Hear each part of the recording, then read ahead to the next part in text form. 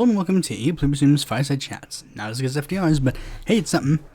Now, if I'm doing this correctly, then this time we will actually be seeing something different in the video. I attempted to do this a couple episodes ago, but I didn't do it right apparently. Then I figured out how to actually do it correctly this time. Hopefully, because if it is, this is a good way to kick off 200. If it's not, then this rant is basically worthless. As the intro and me explicitly just saying it did not indicate, or the title, or anything else for that matter, this is the 200th episode of my podcast, and I'm pretty sure I'm premiering it. So this is definitely going to be, I mean, there's a good chance I'm not even going to be awake to see it premiere. Well, I mean, I'll see some of it premiere, but not all of it. Or maybe not. Maybe I won't even premiere it. I don't know. Thanks for actually caring enough about me to actually care what I have to say for 200 episodes. So, not much else I can do about that. So anyways, before we get into the festive stuff, let's get right into the news. First, we're going to be talking about some Brazil news. Former Sao Paulo governor Alckmin joins leftist party to be Lula's running mate. Former Sao Paulo Governor Geraldo Alckmin joins the Brazilian Socialist Party on Wednesday, taking the first step in officializing a once unimaginable union with Luiz Inácio Lula da Silva as the leftist running mate in the October election. Alckmin, a center-right political veteran who unsuccessfully ran against current far-right President Jair Bolsonaro in 2018, is expected to lure pro-business centrists to former President Lula's ticket. So basically, here's what happened. This guy, Alckmin, as stated before, is a center-right guy who's run for president, I think, just once, but he's been like a center-right political figure for a while. But he has this weird thing where he has like some leftist support, apparently, because Latin American political systems are really weird. You'll get candidates, I mean, I know this isn't Brazil, but it's like, you'll get people who are like full-blown right-wingers joining and running with leftist parties. Like, I mean, I think literally in Mexico right now, there is a Labor Party candidate, which for those who don't know is a Socialist Party, used to be a member of the Conservative National Action Party. It's like, how did this happen? And you'll get people who go like, I'm a PRE, then PES, then PAN, then PT. It's like, they change their political views like that. And basically, Geraldo Alckmin, the way he was looking is that apparently he had two political futures. One was to run for governor or senator, and that would be with a right-wing party, or he would join with the PSB, the Brazilian Socialist Party, to run as Lula's running mate. And as is stated, looks like the route that he's taking is Lula's running mate. Now here's the thing, a lot of people who might know Lula might be a bit suspect, but this is the thing, it's like, Lula has a plan. This is the plan. And the plan, it seems to be, is that he's trying to make some sort of like united front with him, because centrists in Brazil seem to, like, I mean, and this is the big thing, it seems like this is a big problem that many people seem to have, is that who do the centrists vote for in a far left, far right candidacy? Who do they vote for? And this is a thing that has consistently been a battle. Castillo versus Fujimori? It was like, who does the centrists vote for? When one person's like, I'm a communist teacher, and the other person says, I'm the daughter of a literal dictator, who are you going to vote for? In Chile, it's like, you got a libertarian socialist versus a far-right demagogue. Who are you going to vote for? In America, there was the potential of like Bernie versus Trump, so it was like, who do the centrists vote for? And Lula, despite being already pretty center-left, at least comparative to a lot of the rest of the pink tide, he still has to try and urge people to vote for him. So this seems to be his plan. Like, he's trying to get like some right-wingers into his candidacy so that he can like run as like, oh, I'm trying to bring Brazil back to a better place of whatever. If that's what Lula thinks is best, then by all means go ahead. Lula knows what's up, but Lula's the only person who can beat Jair Bolsonaro. So he let him do what he's got to do. Speaking of foreign countries and centrist / left-wing unity, there seems to be another interesting thing that's going on to our neighbors in the north.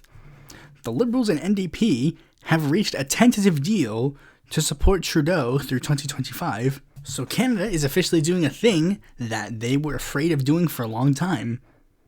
an actual coalition. Well, okay, to be fair, I don't think this is technically a coalition, because a coalition would mean that the NDP is government. They're not government. They're basically like confidence and supply. Basically, here's what happened. The NDP basically said, look, liberals, support expanding healthcare to like dental and other things, and we got your back. And liberals said, okay, because they know that political things in Canada are pretty messed up, because we had like 2 elections like relatively close together, and even though very little changed, there was a chance that they could actually try again, especially when the Conservatives are trying to find a new leader, and that leader might be more hard right. So it seems that they're trying to essentially unite together and try to make sure that Canada actually has some sort of like stability, and actually try to pass some decently good bills along the way. Although Singh, I think Singh's basically making it secretly known that he's coming for Trudeau at one point, because this deal only goes up to 2025, so we'll have to wait and see how that pans out. Speaking of, this is the transition from foreign news to like national news. DSA disbands Palestine Solidarity Working Group as Furher over Bowman continues. Now, you see, the thing is, this title basically makes it imply that it's purely for Bowman. It's not. It technically involves also another person, Greg Casad, the person who recently just got elected, he just got the nomination for Texas District 35, which is tantamount to election, because after he got elected, he basically like did a couple of things where he said, I think I talked about this in a previous episode, he said something where he's like, I believe that we need to fight anti-Semitism, and also I think that the BDS movement is garbage, and this led to a lot of left-wing activists basically like, dude, what the F? What the F, dude? And then now, like, that combined with Bowman apparently being a bit more, I guess he's slightly more mainstream on the Israel-Palestine issue than the rest of the squad due to his Iron Dome vote. You know, it's the one thing I give DSA credit for, where all the dumb, like, Twitter tankies don't get credit for. They'll shit on, like, AOC for voting present on the bill, but then Bowman votes yes, and it's like they gave him a complete pass. It's one of the big problems. It's like, why aren't you focusing on the people who voted the wrong way instead of the person who voted the not wrong way? I mean, not even say, like, it doesn't matter if she voted present, because present votes don't mean much. I mean, present votes are weird. But anyways, that's a different story. That's a different thing altogether. We're focusing on this particular thing. This is a bit of a weird thing, but also we need to understand something. Here's some things you need to understand. This is the one thing I do gotta say. This is kind of the reason that I didn't want to join DSA to begin with, and why I'm kind of contemplating just leaving DSA. Now, this isn't like a big thing. Like, I'm not saying like, oh, I'm taking a hardline stance against Israel or whatever. It's not even necessarily about this specific issue. We'll focus on this specific issue in a bit, but we're going to focus on the broad part. When DSA grows bigger, specific issues do not matter, especially niche issues. Now, I'm not saying the Palestine issue is completely a niche issue, obviously. Some people, it's their issue. It's their 100% issue. And that's perfectly fine. But DSA is not the place to do that. I mean, I'm trying to word this in a way that both makes it known, but makes it not known. Like, DSA, Democratic Socialists of America, as the name suggests, it's about spreading socialism. Socialism has a variety of views on the Israel-Palestine situation. There are socialist Zionists. There are socialist anti-Zionists. There are socialists who love Israel and socialists who love Palestine. I mean, socialists are in Palestine and Israel, and they literally use their socialism to espouse why their side of the issue is the best. And as DSA grows, they will have to accept more people who agree on X, Y, and Z, but then they get to W, and that's where things get a bit crazy. I'm sure if you did a poll on Palestine with DSA members, it would be an incredibly mixed reaction. I think at the very least you get like a slim 51 or 52 or 55% would be like 100% like on the Palestinian side. But then you'd also have to factor in like the 10% that's like extremely anti-Zionist. But then you'd also, but that's my point is, it is generally the Israel-Palestine issue is not necessarily a cornerstone of socialism. And in DSA, socialism is the cornerstone of the entire party. Well, not the party, the group, the party, whatever you want to call it. That is their cornerstone. Israel-Palestine is not. They are a group, that's why they have specific caucuses for specific issues. And of course, the members in the party can debate these issues. Okay, that's fair. And the members of the party can choose how they tackle these issues. But at the end of the day, this doesn't necessarily affect whether or not DSA has been sold out or not. If DSA starts selling out the socialism part, that's when they've officially sold out. Not when they get rid of smaller issues that is not necessarily the cornerstone of DSA.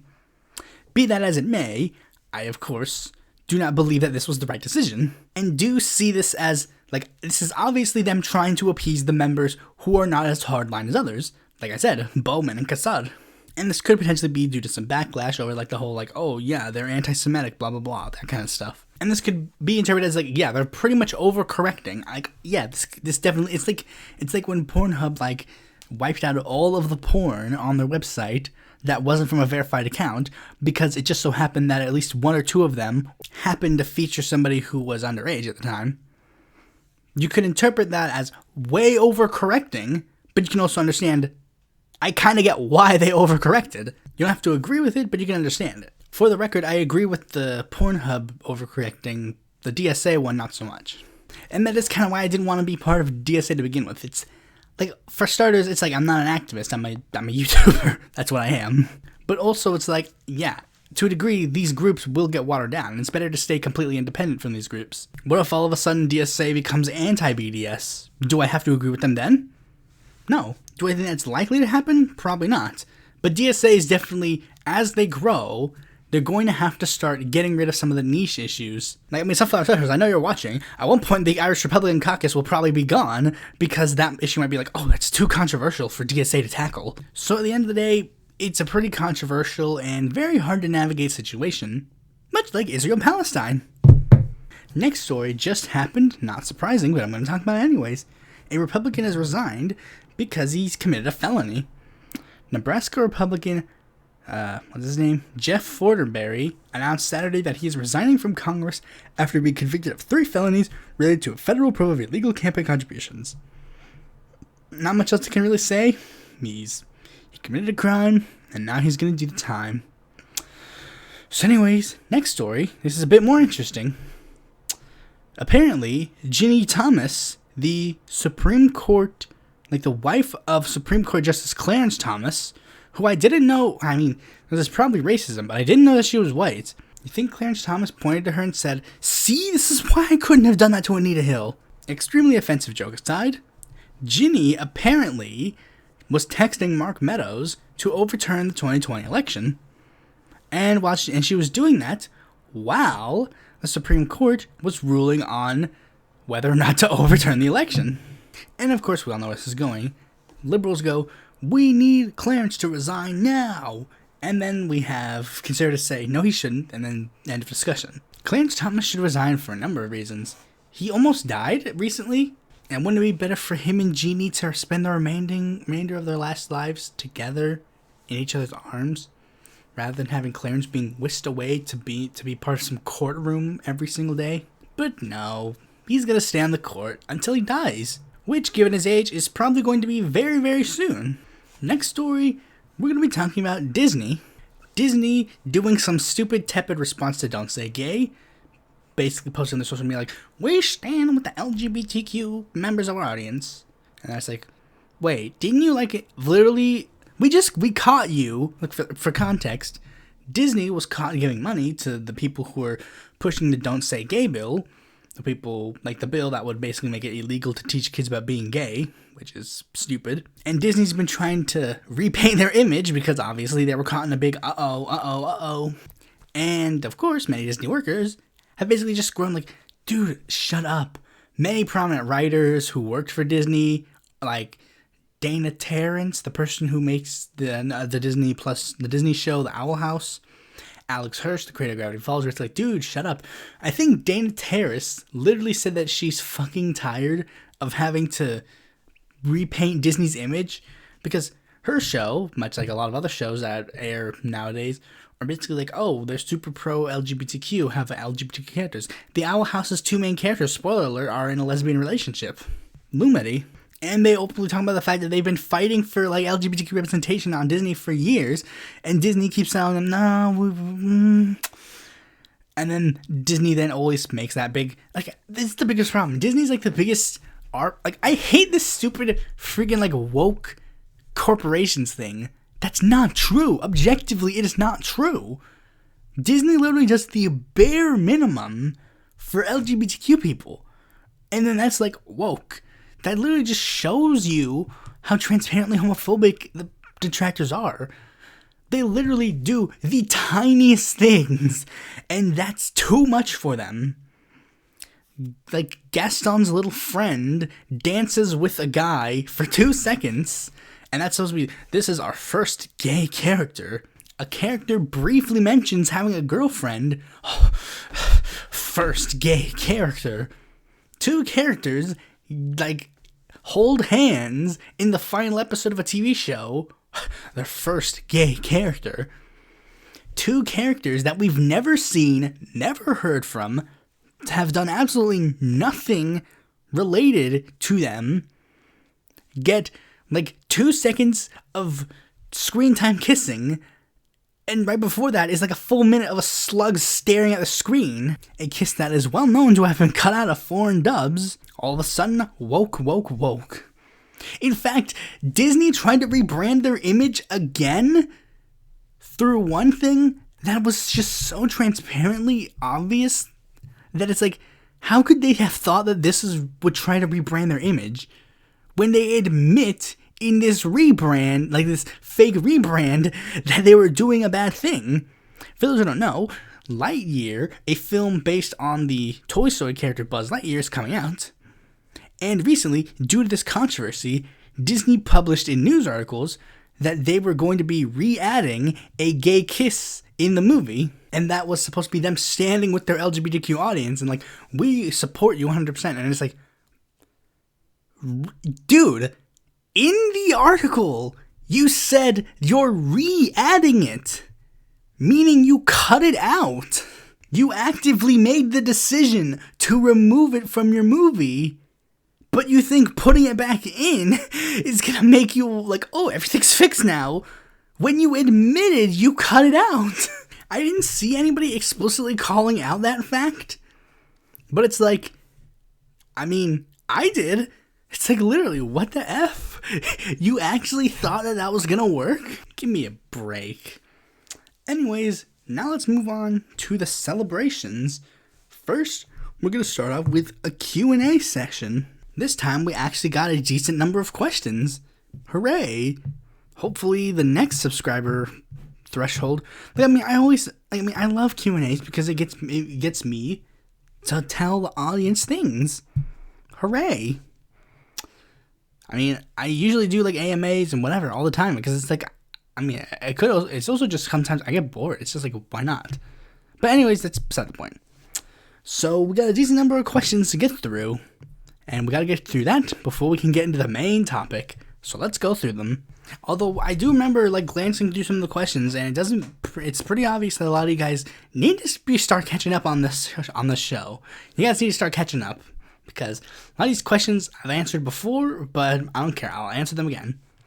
So first, the questions from the patrons. They didn't ask it on Patreon, but since these people ask me money, they get their questions first. So if you want your questions first in whatever next Q&A, give me money. Dalton asks, opinion on David Cage and his games. I have no clue who David Cage is or his games, so I have really no opinion of him. I looked up his games like beforehand saying like, did I play any of them? But it's like, no. So I have literally no opinion. Torrental Rage asks, do you have a formative political moment? Yes, many technically. In fact, I go over of them in my 100th episode of my podcast. But the one that basically was the full-on solidifier to me was probably the 2016 presidential election. You know, Bernie, socialism, third parties, like Jill Stein. That was pretty much basically where I got all the, this is where the current me comes from.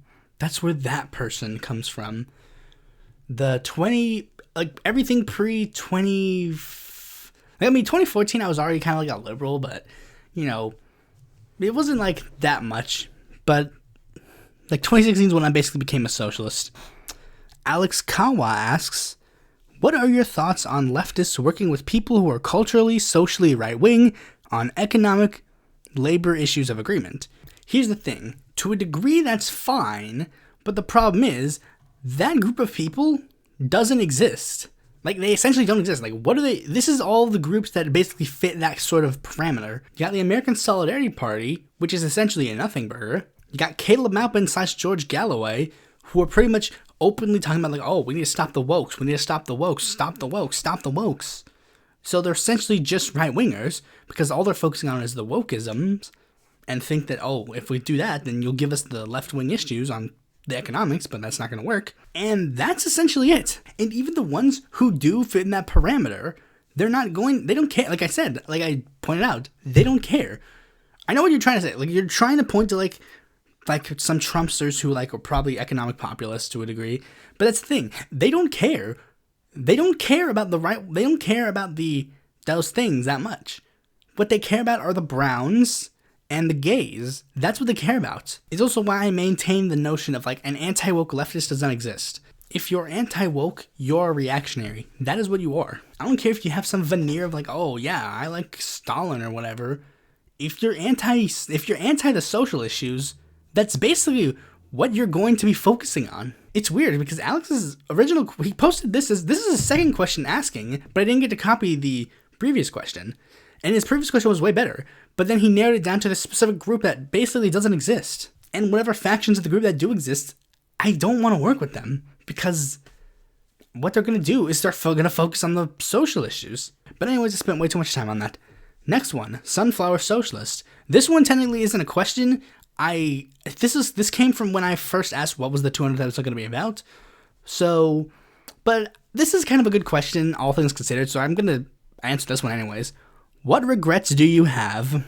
For the most part, not that many, but there are some things that if I could go back, I'd probably do them a little bit differently. There are basically 3.5 things that I regret. One, Sunflower Socialist knows that one. It was when in my American Independent Party video, I said a racial slur for some reason because I was the edgy guy. Like, oh yeah, I'm cool. I say words that I shouldn't say.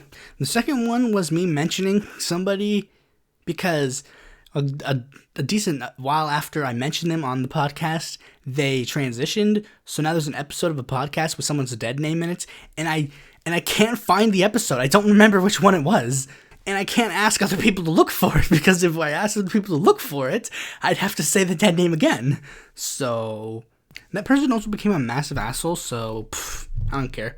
I mean, I do care. If somebody found it, and then I was like, hey, is this the episode? I'd find it, and I'd delete it. I wouldn't delete the episode. I'd delete the section where I dead name them. I'd do that in a heartbeat. And the third one is revolving around my name. You see, I was actually pretty open about using my name on this platform, even though, funnily enough, I was like building myself on like the fact I'm a faceless channel. If I were able to go back and do that again, I would probably just not have my name out there. And in fact, actually, I'm taking great strides to not have my name out there because, I mean, if you go to my website, my name's not there anymore, and people generally don't know it. Like, they didn't look for it anyway, so it's like, okay, if you're one of the few that know my name, congratulations. But if you don't know my name, congrats. You're not gonna know it. Sucks for you. You should have been paying attention when I did have my name out there. Another one regarding my name is the name of this channel. If I had to go back, I would have probably given this channel a different name. The reasons being, like, you know, Pluribus Unum, you know, it ended up becoming, I didn't know that there were any channels that were prominent that were using that name. There was another left tuber that apparently used that name for a while until they changed the name to Drunk Ronin. And there's a coin YouTuber that uses the name because that's on the money, and I keep getting people who sub to my channel that said like, hey, I saw a shout out from this coin YouTuber, and I'm like, no, you're thinking of a different guy. If I had to go back, I would have changed I would have had a different YouTube name. I would have named it the NC state motto, Esse quam vedere, to be rather than to seem. Still gives that general like fake, oh, this is like an unbiased educational channel, but then it's like, surprise, I'm educational, but I'm kind of biased as well. Next question is one that he technically already asked, but I think I missed out on this one in my previous Q&A that I did. Which minor political parties in the US are the most pointless? I would say just generally the ones that have ideologies that are already existing in another political ideology, like the Alliance Party. Why does the Radical Centrist Party need to be formed now? Like, even the Forward Party is actually a way better example. The Forward Party is a ripoff of the Alliance Party, which is a ripoff of the Reform Party. It's like, you already have like many radical centrist parties you can go to. If you want centrism, you can go to the Democrats. Why do you need to go to the freaking Alliance Party or the Forward Party? Or like how the US apparently has like 5 Trotskyist parties, I think. It's hard to keep track because all these smaller socialist parties kind of like change whatever ism they follow every so often. But like, it's like the Socialist Equality Party. Who gives a shit about the Socialist Equality Party? If you want Trotskyism, join like Socialist Alternative. Join the Socialist Workers Party. It doesn't matter. Like, you have bigger routes you can go to. Or whatever. Like, Socialist Action. I think they're also Trotskyist. And they can't even get a person to be a write-in candidate. And to a degree, the Constitution Party and a bunch of other like smaller Paleocon parties. Like, there's no point in having like an American Nazi Party or an American Constitution Party. You already got that with the Republicans. It's just like parties that already have their ideology out there. It's like, what's the point? I know what the point is. Money. Anyways, next question. Thoughts on Che Guevara? Che Guevara's fine. I mean, I don't hate Che Guevara. See, the thing about Che Guevara is that he wasn't like Fidel Castro. He wasn't in the curriculums, so I didn't have like a negative thing to start off with. And then I went on the internet, and then everyone's like, Che Guevara's a murderer. And then I watched the Bad Apple and I feel like, but who'd he murder? I'm more of an Emiliano Zapata guy, but Che Guevara has his place in like left-wing history. And you can't take away the accomplishments I did. There's a reason why Latin America basically just like bows their knees to Che Guevara pictures. He's definitely got a lot under his belt that he can claim victory to. Oh wait, he's an ML. Shit, I have to hate him. What are your interests outside of history and politics? I have a varied taste of interests. You know, animation, movies, like video games, the kind of like generic nerdy stuff, internet culture. I used to be into like reviewers. We all remember that. Like Sunflower Socialist knows what's up. And the Nostalgia Critic, the Angry Video Game, they're all that jazz, anime, sometimes music, like Sweeney Todd. I like Sweeney Todd, the musical, even though I can't sing for crap. I like Les Mis. Like, I mean, musicals sometimes. Like I said, it's a wide variety of interests. I probably could have made a separate YouTube channel for every single one of my interests. And each of them could have probably gotten a decent number of views. In fact, probably the ones that weren't political oriented would probably get way more views. But the thing is, like, the history of things is also fascinating as well. Like, yes, watching like the Pokemon anime is interesting, but it's like, but what's the story behind it? What about Takeshi Shito? What's his backstory? What were the ideas that didn't get to make it on the scene? You know, that kind of stuff. The next question is, who the F let you out of horny jail? You know, at the end of the day, my crimes just aren't as bad as the other people. I mean, there are people on left Twitter that are way more horny than me, and are horny for way worse things than me. I mean, look at the people I'm competing with. Vosh. I mean, I didn't even have to detail more people. I already got beat. Next question is, who was the best vice president we never had? You know, I think I actually technically, I've divided it up into 3, I think 3, maybe 4, depending on if another one kicks in my memory. But it's essentially like 3 people that I can think of. First, Emile Sedil. Like, I mean, I think technically of all of the socialist VPs under like Eugene Debs, I'm pretty sure that Sedil's the best, if I remember correctly. Cedillo's the most notable, obviously, so probably him for the ones that probably didn't have a shot. Then we have Glenn H. Taylor, who was, in my view, probably the best of the Progressive Party VP candidates. I mean, Hiram Johnson, he was notable, and he's pretty cool nonetheless. He was still anti-Chinese, and then you had Burton K. Wheeler, who basically flirted with anti-Semitism. But Glenn H. Taylor was pretty cool, and I liked the Wallace candidacy, so, you know, he was definitely one of the, lower ones. But the one that I think is probably the most notable, and probably the one that you probably think of the most, is Estes Kefauver. Estes Kefauver was probably the best one that we never had, because not only was he was so close to actually getting it, you know, being the running mate to a Democrat. You know, surprisingly, that actually works really well. So I'd probably have to say Kefauver. Next is Mavion. First question, do you think there will be a new set of 3 main third parties within the next 10 or 20 years? I mean, objectively, yeah. I mean, assuming climate change doesn't kill us all, we'll probably have a completely different political landscape come, the next generation. You know, the Greens, the People's Party, the Libertarians will still be there, probably. There's a good chance they'll still be around. But at least the other two will probably be completely different. I mean, before that, we had, the Reform Party and the New Alliance Party. And then you also had, the Progressive Party. You know, they come and go as they please, but they'll represent similar issues. You'll still have one that's broadly on the left, you'll still have one that's broadly right-wing, and you'll have one that probably tries to toe the line. The ideological camps will stay the same, but the parties will probably be completely different. Do you think it is possible for a 4th main party to emerge? I think they already have, at least depending on your interpretations of who is a major third party. He also asks, if so, who do you think it will be? And I think really, at this point, the 4 major third parties at this point are the Libertarians, the Greens, the Constitution Party, the ones who basically are stuck around, but the American Solidarity Party, even though I didn't really notice at first, they actually have been getting themselves pretty well known in the third party sphere, especially considering they actually represent something completely different ideologically. And believe it or not, the American Solidarity Party didn't even do anything to get this power. In fact, I can actually pinpoint Kanye West as being the one that has facilitated this, because Kanye West is essentially a Christian Democrat, extremely left-wing, economic views, and extremely right-wing social views. Okay, the things probably are not that extreme, but you get my point. He represents that faction of voters that is the 3rd largest of all voter groups, according to a 2017 poll. So the American Solidarity Party is probably the one that's going to fulfill that scene. Although maybe, to be fair, you might say that the Constitution Party probably isn't that prominent anymore, so maybe it's the PSL. Again, it probably depends on your definition. Last question from him.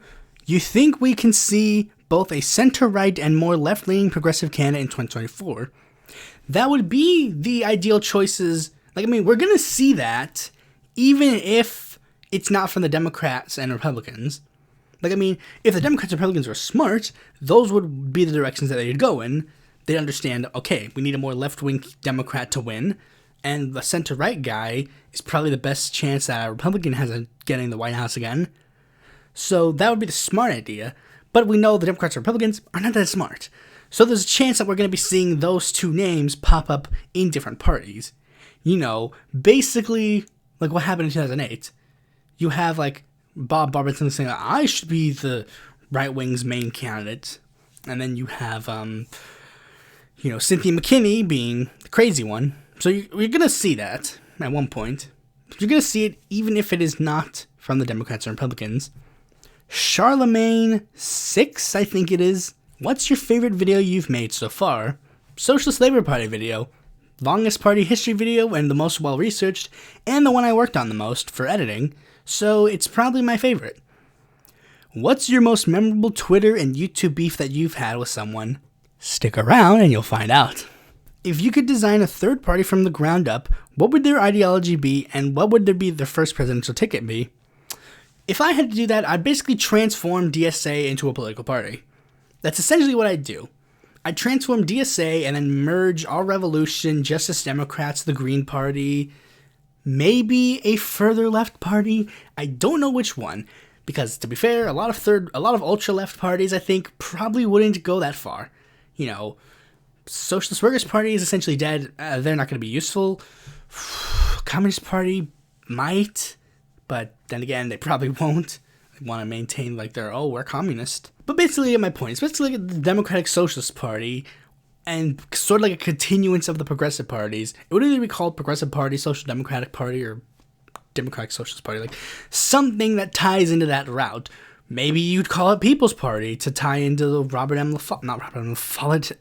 William Jennings Bryan. And if I had to choose their ticket, I would choose people that would represent the wings of the party. My ideal ticket, AOC would lead the ticket, or Nina Turner, and the VP candidate would either be Ro Khanna and, coming out of left field, Kenneth Mejia. Kenneth Mejia, I felt, was the most competent Green candidate in the entire, world. Kenneth Mejia was steadily growing popular, and I was like, this guy's going to be the Green Party nominee in 2024. Kenneth then DMs me saying, I'm not in the Green Party anymore, and it's like, that kills that a chance. Should Puerto Rico be a state? Where would they fit in the federal political landscape? Yes, they should be a state, and they'd fit in wherever the hell they wanted to because it's Puerto Rico. That's their decision to make. They basically are center-right, center-left-ish ideologically, basically pretty much in the middle. They're actually a lot more Republican-leaning than you'd think. Why do you think a lot of Puerto Ricans are Republican? Granted, a lot of them are Democrats as well, but that's my point. The only reason they're not a state is because they're brown, and people think brown equals Democrat. But if you actually look into the ideological leanings of their governor, their ideological leanings of most of their elected representatives, they're pretty right-wing, all things considered. They'd probably be center-right-ish Democrats, if anything. But again, that's not my decision. I don't care.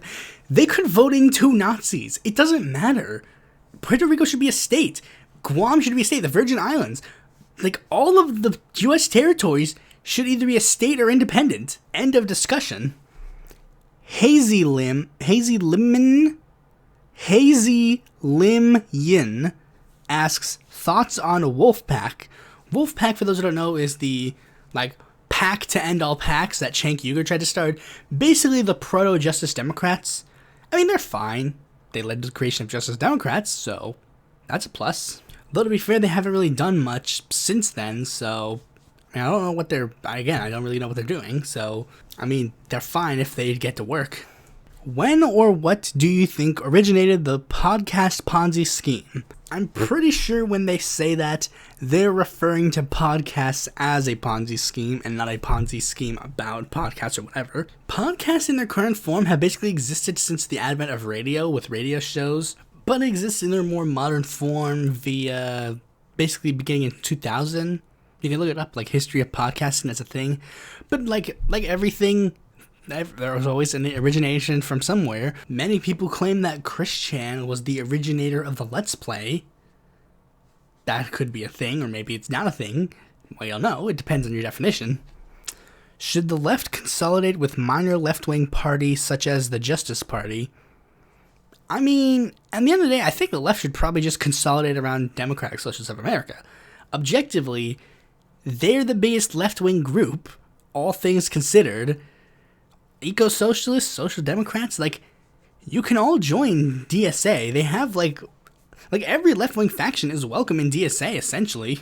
Sure, extremely hard left movements, like communists, will probably be a bit othered, but at the end of the day, DSA just objectively, they all have the lines. Although, granted, if I were younger, I'd probably say, yes, Justice Party, because I used to be a huge Justice Party stan, but nowadays the Justice Party, they barely even talk about, their own issues. Healthcare is not even on their website. And I've been do you, and they're basically running oh yeah, we need to get Republicans and Democrats. It's okay, you're losing me. Justice Party, make up your mind. What do you want to be? Okay, so next question from them. Is there any framing we should use to win over moderates? Honestly, the only way you can win the moderates is essentially just bread and butter issues. Because at the end of the day, that's what people care about. Like, I mean, and at most, maybe do the thing where you're like, okay, just because we're for more radical positions does not mean we will sacrifice moderate positions in the short term. Like, I mean, I know this didn't pan out well for her, but Nina Turner, she ran on Medicare for All, and she did 3 things. Like, it was an ad for Medicare for All where she literally said, like, I support Medicare for All, I believe healthcare is a right, and I will vote to expand Obamacare. She gave her ideological leaning, like her like philosophy of like, I believe healthcare is a right. She gave a policy platform that she's in favor of that would expand, that would do that, and then gave a short-term goal, something like that. Okay, next person is RSII. What do you think of Germany rearming? You need to keep an eye on Germany rearming.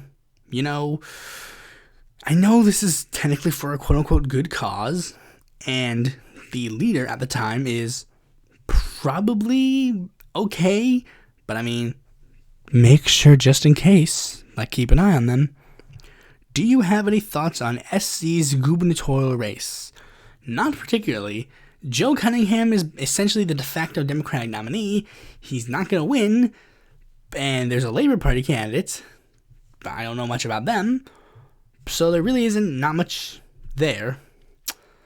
You're from North Carolina and currently in university. I'm going to stop you right there. I'm not. Why did your teams get crushed by SC in Duke's Mayo Bowl? I don't care about sports, so this means nothing to me. Why haven't you moved to Superior Carolina, South Carolina yet?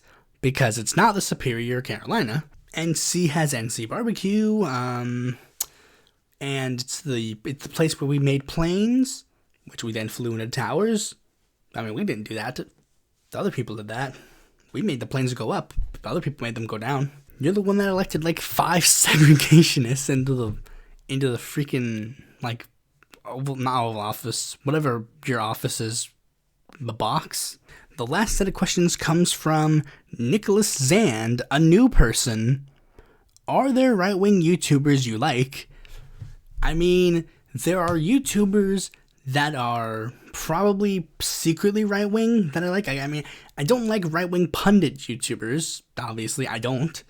If they're openly right-wing, I probably won't even subscribe to them. There are 2 right-wing YouTubers I can think of. Mugi Mikey, who does like Sonic cartoons. Now, I know that sounds cringe, but he's actually pretty funny. But he's probably a right-winger. And then there's JonTron, who we all know is essentially a Nazi, but I'm still sub to him because I think he's funny. Are there any left-wing YouTubers you dislike? You know, the Tankies, that kind of stuff. Who is your least favorite U.S. president? FDR is my favorite, George W. Bush is my least favorite. I covered this in episode 3. Thoughts on the Republican governors trying to turn our country into a Handmaid's Tale society? It's screwed up, and I don't like it. I don't approve of it. And the last question is, what is up with Alvin Green? If he's talking about him in the episode, I don't know. He's just kind of a weird guy. But if he's saying, like, what is he up to now? I don't know. He's essentially disappeared ever since he, like, I think he actually did end up getting arrested because of some felony of some kind. I don't know. Maybe it was related to the campaign, maybe it wasn't. So anyways, now let's move on to the main topic of this video, which is ironically going to be the answer to Charlemagne's question. In fact, I'm pretty sure when they see this episode, they're going to be like, I didn't expect this kind of an answer. But this episode, we're going to be going over every single Pluribus Unum drama. The goal of that is essentially, like, I go over all the dramas here so that I can basically wipe my hands clean of all of these affairs. We've gotten through quite a lot, but also before we get into it, I'm gonna have to explain what the heck a drama is. Like, what is a drama? A drama, in my opinion, has to be classified as a decently large thing that happened, and it has to be not as serious as you would think, or the seriousness is varied, and it has to be a continuous affair. Like, it has to have like a fallout or a big drama involved with it. It has to be something that public, and it can be public, but to a degree it can also be private. It's usually a mix of both most of the time. There are a lot of things that I don't consider dramas. Like, one-off interactions usually don't consider as drama. Like, if I'm, like, replying back and forth with somebody, I mean, it really ain't a drama, and then they block me at one point. Like, it doesn't matter. That's not a drama. If it's a saga that's been going on for, like, months, then that's definitely a drama. And one more thing is that it doesn't have to, it's, like, not, like, ideological, right? None of these disagreements have anything to do with ideology, have anything to do with, like, it doesn't have to do with policy or ideology at all. This literally just has to do with personality. Because drama usually ends up being personalities. But anyways, we're 45 minutes in, and no offense, I got a heck of a lot of things to go through, so let's start. And in fact, the way I've actually tried to format this video is actually so that it's sort of like a timeline. We can go through all the dramas in a somewhat linear manner. Technically, some of these dramas kind of like overlap with each other, so I don't necessarily know like when one begins and when one ends. And some of these, and like one of these dramas in specifics is actually like two different interactions from like different like ends of the year. Actually, technically more. In fact, there's also like a couple other dramas that like due to my parameters, literally go over like, since it has to be somewhat public, I can't really discuss certain ones because they've been private. You'll know what it is if it gets revealed, but otherwise I have no reason to talk about it. But anyways, let's just get into it. The first drama is the drama with RealProgressives. I've been over this a million times, but here's a quick summary. A fresh out of high school me wanted desperately to be part of like some online left-wing political collective. And I saw RealProgressives. I didn't know who they were, but I just knew like they were allowing people to submit articles. So I'm like, hey, I want to submit an article. So I write an article for them and submit it. Everything's all hunky-dory, it even got shared by one of like the top people. Like, hey, this article's actually not that bad.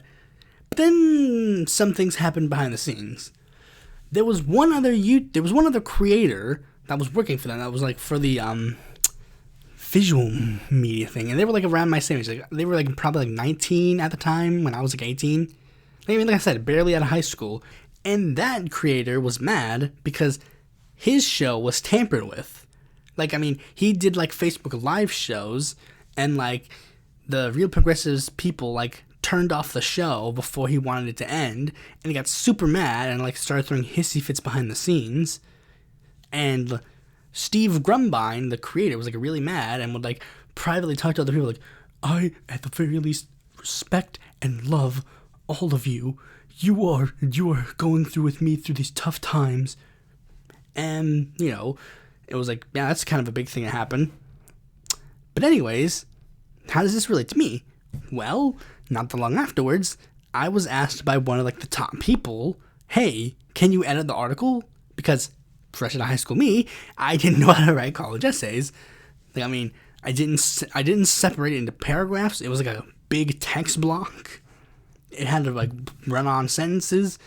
And the thing is, they told me, hey, here's the thing, one person told me to fix it, the head of like the writing people. But the thing is, they never told me how to edit it. I kept asking them like, how do you edit it? Like, how? Do I go through the website, or do I go through, do I do it in the thingy and then post it there? It's not like IPR where I can like click the edit button and then edit the article right then and there. Apparently the process was I had to rewrite the entire thing, submit the article again, and then do it that way. But here's the thing.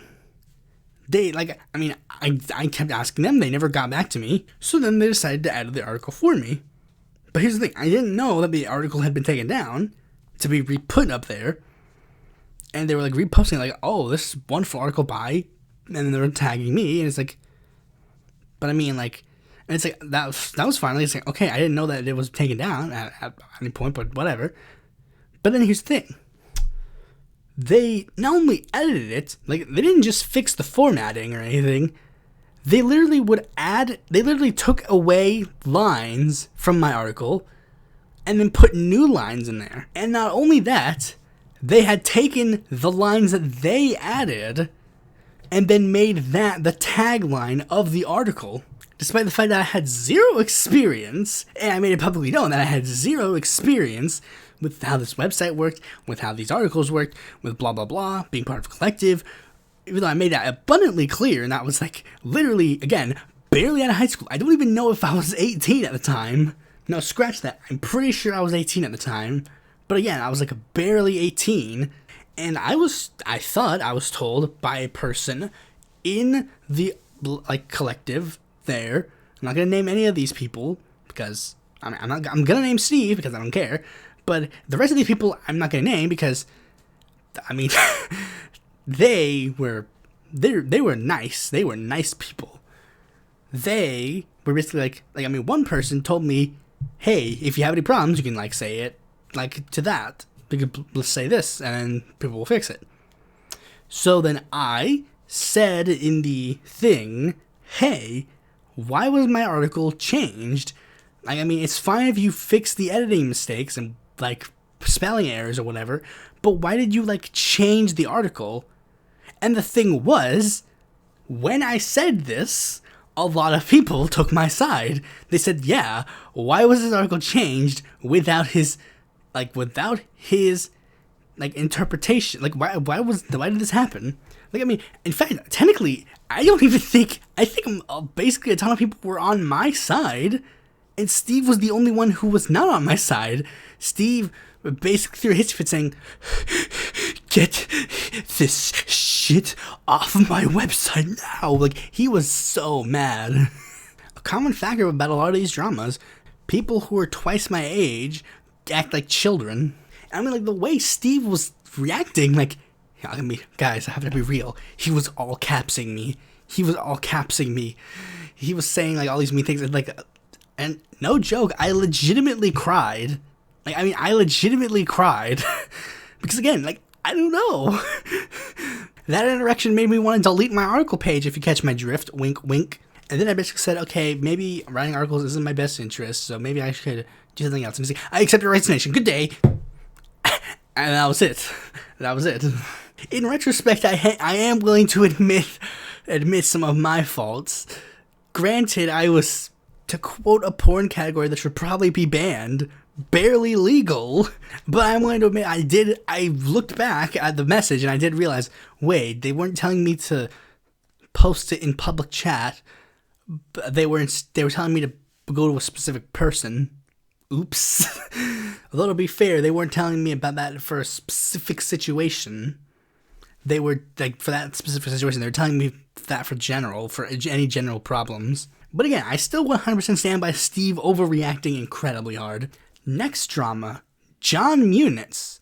For those who don't know who Jon Munitz is a person who used to run a YouTube channel called The Hill of Roses, now rebranded to The People's Basics, who basically was like one of the earliest people on like Twitter, LeftTube, that I kind of formed a friendship with. As much of a friend as people who barely talk on Twitter outside of politics can be. And you know, basically that was how I got to know like Now Welcome, because it was like Jon Munitz posted his interview. It was like, hey, this is my interview with Now Welcome, and I'm like, okay, this guy's pretty lit. The thing about Jon Munitz is that Jon Munitz basically was like a left lib. Like, I mean, if I were to do a meme where I compared the people on like small left Twitter or LeftTube to like bigger names, he'd 100% be David Pakman. Like, basically devoid of personality, devoid of like basically anything. And like one of his big things was like polls to try and get his name out there. That's essentially how he grew his like brand. Nobody cares about his actual content. They only care about the polls that he does. Like, that was one of the big things. Like, this is how I grow my content. But it's like, yeah, but nobody watches your stuff. I actually attempted to try and mitigate this situation and try to help them. But, you know, things didn't end up going so well, because in the 2020 election, like at the beginning of 2019,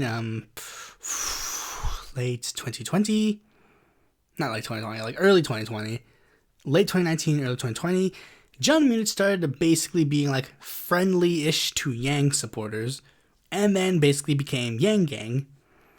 And that basically drew a divide on left Twitter, because Now Welcome didn't like that fact because he was like, I don't like Andrew Yang, goodbye, and then kicked Jon Munitz out of the thing, like out of the group chat that we had, and that basically was like, yo, that was weird. And basically that kicked him further into the like lib sphere. Like, I mean, even though he originally claimed like, oh yeah, he was a socialist, like he was a like socialist type guy, all of a sudden he was like now really liberal, libish, and I kept frequently engaging with him. And I think, I mean, tension strained because one of the big things that you realize is like, I like to do something called engage with people on Twitter. That's my biggest misstep, that I engage with people on Twitter. Because when they engage with you in a positive way that they like, they're really approving. But when you criticize them and call them out and ask for citations about other things, they're not necessarily receptive. And I kept noticing Jon Munitz kept following and unfollowing me, and it's like, that's weird. Hey John, why did you unfollow me? Then magically he'd refollow me, and it's like, that's very interesting. But the one thing that didn't technically like burn the bridge was when he posted something that is just objectively wrong. He did this thing because one of his big things, like, he's the data person, he's like the statistics person or whatever. And he was trying to do, and he did this like post where he said like, let's look over the objective facts about the Bernie v. Yang, because those were like the people that he kept focusing on. Like, he was like, I'm torn between the Bernie people and the Yang people. And he basically looked over all of the reasons why basically we do like a category and then what each of the two candidates were better at in that category. And it'd be like, the category would be like platform, and he'd put like the rows or like capitalism and like something. Like he'd do like that. And then he put one thing that said like winning, or like he said something along the lines of like winning or freaking, it was basically like who had a higher chance to win. And he put Yang there, and I simply said citation block. And it's like, okay then. And then I was told by, I guess I'll just snitch on him, Alex Kawa, like basically said, he told me that John told him, like, the reason why he blocked me was because all he does is make annoying negative comments. It's never constructive criticism or just positive of the opposing point of view. It's really tiring to listen to a constant negative presence. And it's like, dude, the boy threw me away despite the fact that I did so much for Jon Munitz. I shouted him out when he had 37 subscribers and I was in the triple digits. I was when he was like a little baby show, I said, you know what? I will be the first person to go on Jon Munitz's show and give him an interview. Like, he will interview me, and then I will use my big platform, like my 100 followers on Twitter. I'll use my, like, triple-digit subscribers on YouTube to go and send them to John so that we can build more left-wing content. I was one of the first people to go on his Me+3 shows, which he has hidden behind a paywall. When Jon Munitz went Yang Gang, everybody else on LeftTube that I knew burned the bridge with him immediately. Except for me, I stood up for him. I was the one who basically like, dude, you know what? He may be Yang Gang, but guess what? That's his opinion. And it doesn't mean that Jon Munitz has changed his political views. He's still the same person you knew yesterday. He just happens to have a different candidate in his mind right now. Like, I mean, you're torn between Tulsi Bernie, so maybe, just maybe, you can at the very least understand what he means. Heck, this is weird, but like, Munitz is technically the first person on LeftTube that I came out to, and it's like, all this stuff meant nothing to him, apparently. Oh boy. Oh, by the way, to speed up to like 2020, 2021, he also did a transphobia that I got involved with. So basically, Jon Munitz like became a transphobe. For context, one of the other people on LeftTube that didn't burn the bridge with Munitz immediately, Kennedy Cooper, like, they got into a fight with John, and John kept referring to Kennedy as he, despite the fact that Kennedy is non-binary and uses they/them pronouns. And like, the excuse that John was giving was that he was using pronouns that were, like, he was not using words that could be used in that kind of general neutral language. But the way he worded it was basically like, what am I supposed to say? Any they, any them? And it's like, ooh. And rightfully, things got a little bit hectic. I was basically dancing on Jon Munitz's grave at that point, because it was like, oh boy, here we go. I mean, I also did it because I love all the non-binary and trans people, and I believe that they should be just dealt with respect. But I also like seeing Jon Munitz fall so hard. And the thing was, like, Jon Munitz kept, like, doing things that were, like, really nice to Kennedy, like, trying to mitigate things, but also doubling down on some weird things. And during the controversy, Jon Munitz kept deleting posts, except for posts that made him look reasonable. It would literally be like the conversation to begin with would be like Jon Munitz says something blatantly transphobic. Kennedy responds with a nice manner. Jon Munitz doubles down. Kennedy gets a bit more angry. Then all of a sudden, that second Jon Munitz reply is gone. So now it looks like Kennedy's going mad at Jon Munitz for no reason. And the Yang Gang was blaming Kennedy. And I'm like, yo, Kennedy didn't do nothing wrong. And Jon Munitz did a really weird thing. Okay, so basically, during the controversy, somebody else said, well, John, don't you have autism? Isn't that the reason why you did this? And then Jon Munitz replied with, thank you, but, I mean, I didn't want to say it. And it's like, dude, you just look 10 times more Weasley now. Like, thank you for giving me an excuse. I didn't think of that before. It's like, come on. If John had, like, led that at the beginning, then maybe people would have had more of a, like, respectful manner to John during this. But it's like, I mean, John, I don't care. I mean, the thing about John is like early channel stuff. This ain't no matter no more. There's only one more thing that I'm going to do to resolve the Jon Munitz drama. And before you ask, it's not talk to Jon Munitz. The next drama that is probably the most well-known and probably the biggest one, the one that's probably going to make this way longer than it is, the 2020 Green Party primary. Oh boy, this is the drama that is essentially the answer to Charlemagne's question. This is actually, like, this is the thing.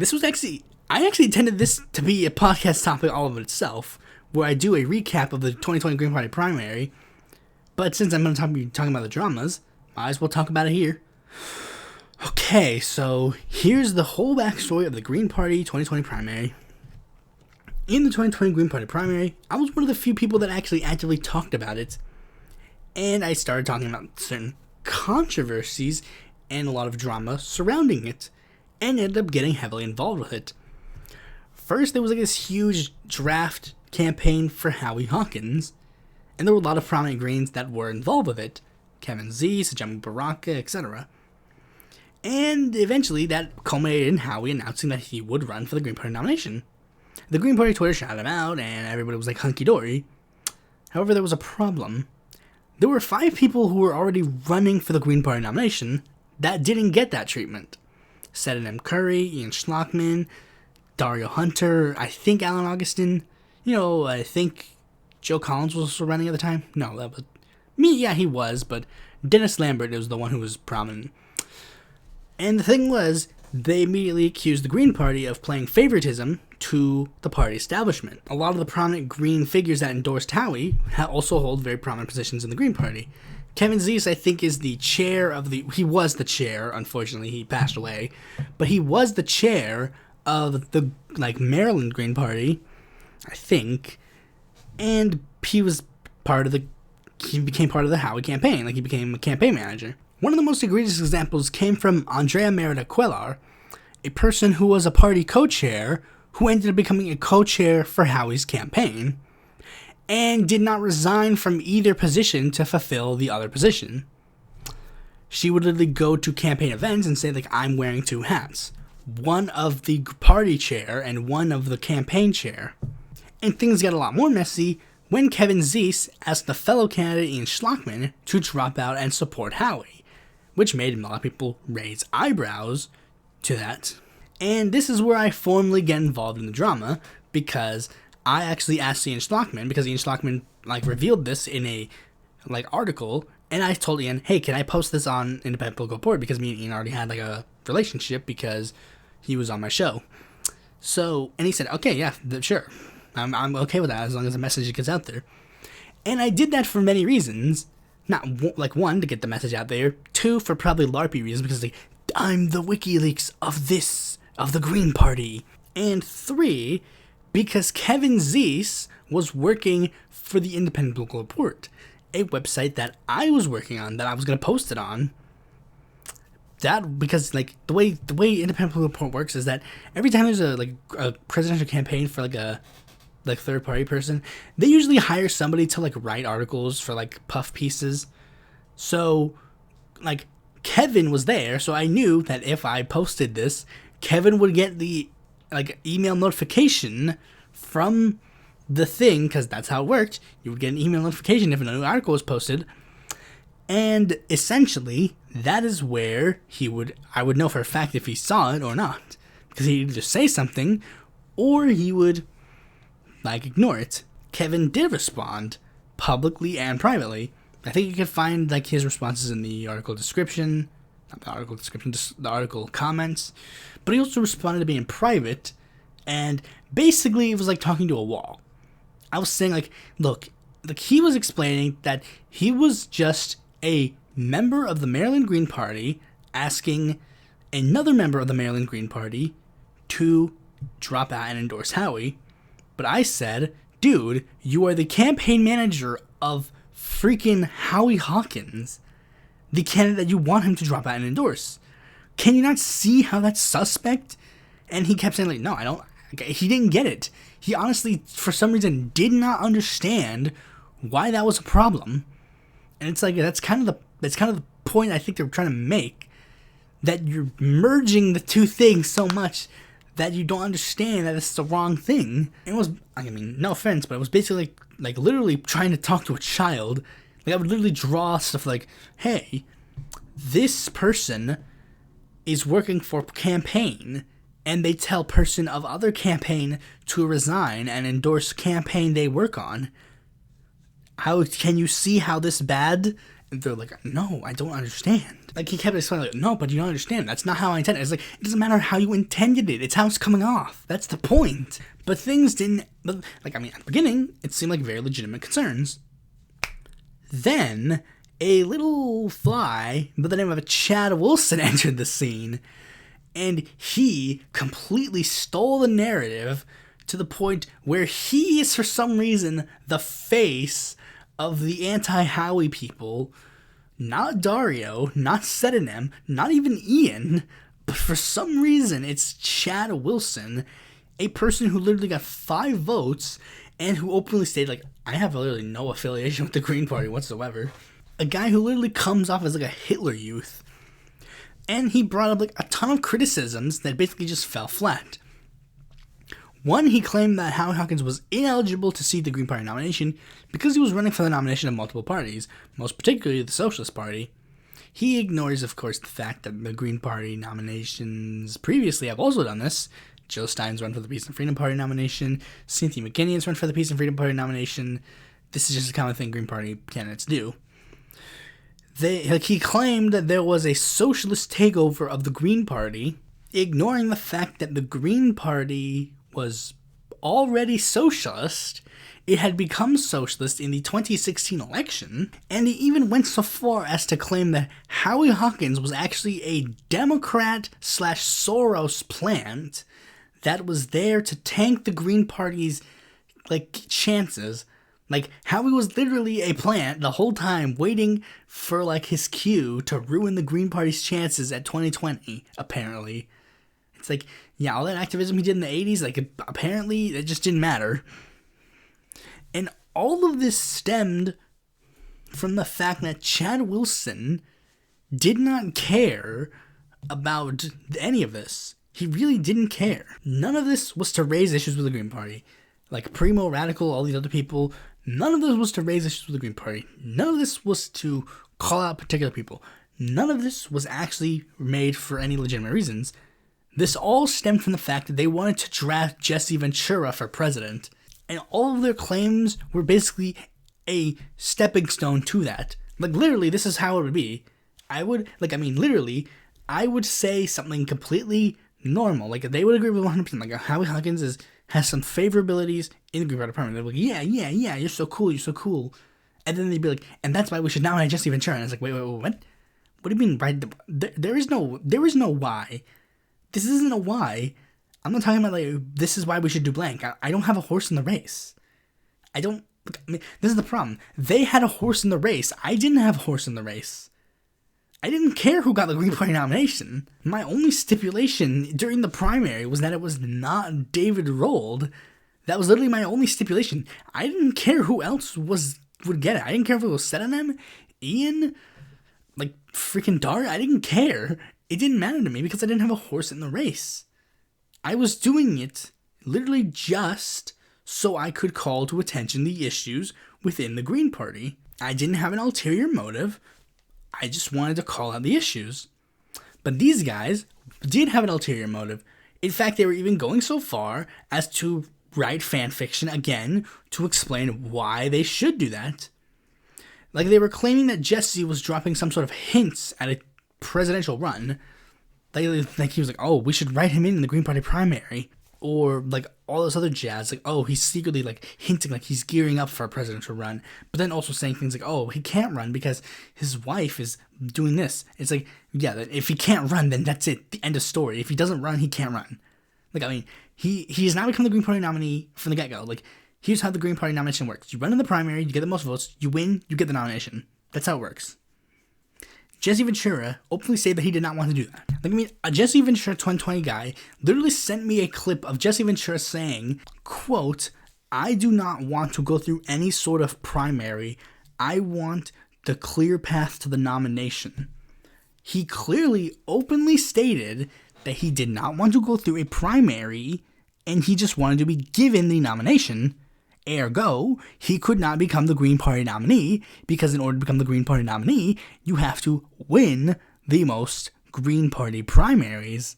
And this random Jesse Ventura stan sent me that clip thinking that he proved his point, to which I immediately took that clip and said, wow, they literally proved my point. This is why Jesse Ventura is not running for the Green Party nomination. Because if you want to be given their nomination, you have to run in their primaries. They got so mad that I rightfully pointed out that that's what the clip showed, that he didn't want to run. And they said, please delete they're delete now. He's like, no, I'm not deleting it. No. Give me the clip then. Give me the actual clip. He's like, no, delete. No. It's like, what are you talking about? They were literally saying, like, no, you don't understand. Like, since the Green Party primary is invalidated, the candidate, like, the delegates can just vote for whoever the hell they want.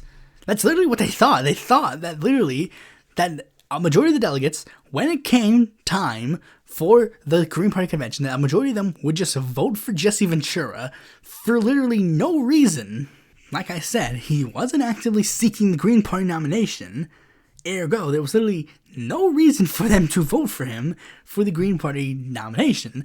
In fact, like, this is how the Green Party delegates were bound.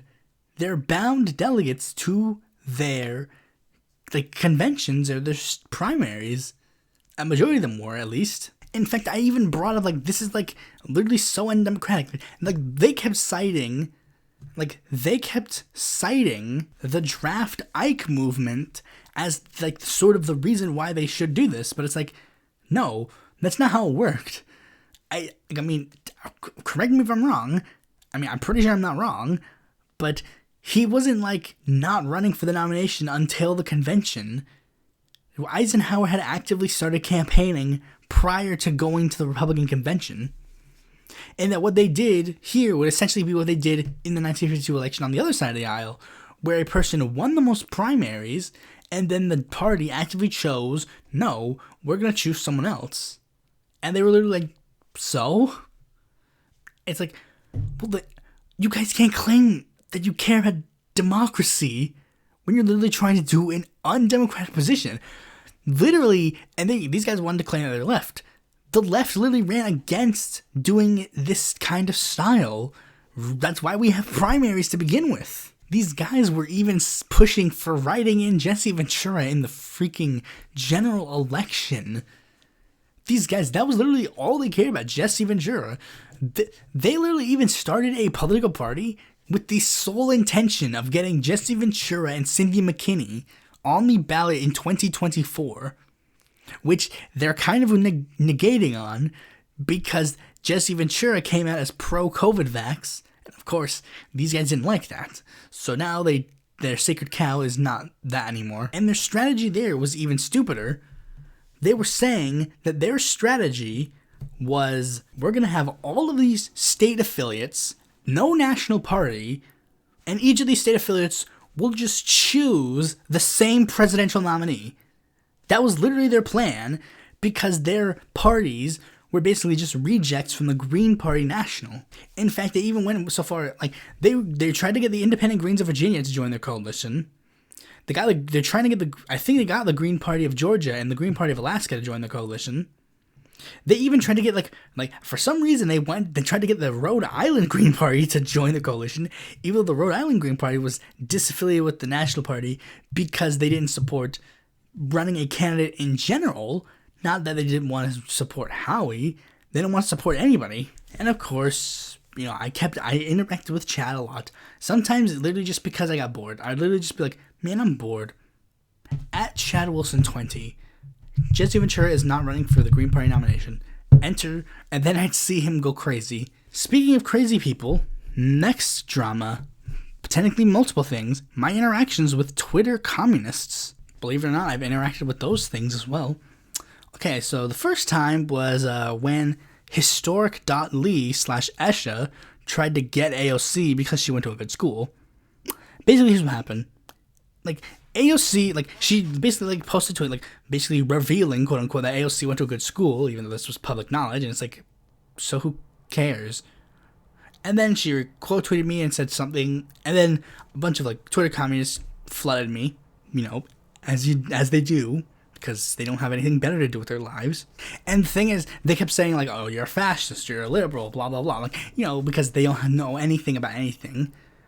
And, like, this is how weird it was. Like, they would say, you are a liberal, and here is a book about liberalism written by a liberal that will prove to you that you are a liberal. And it's like, why would I read a book about an ideology I'm not affiliated with, that I don't care about, or don't, and have no zero interest in? And it's like, and they were like, they didn't fathom it, because again, Tankies for some reason are just like, read this book and you'll understand everything.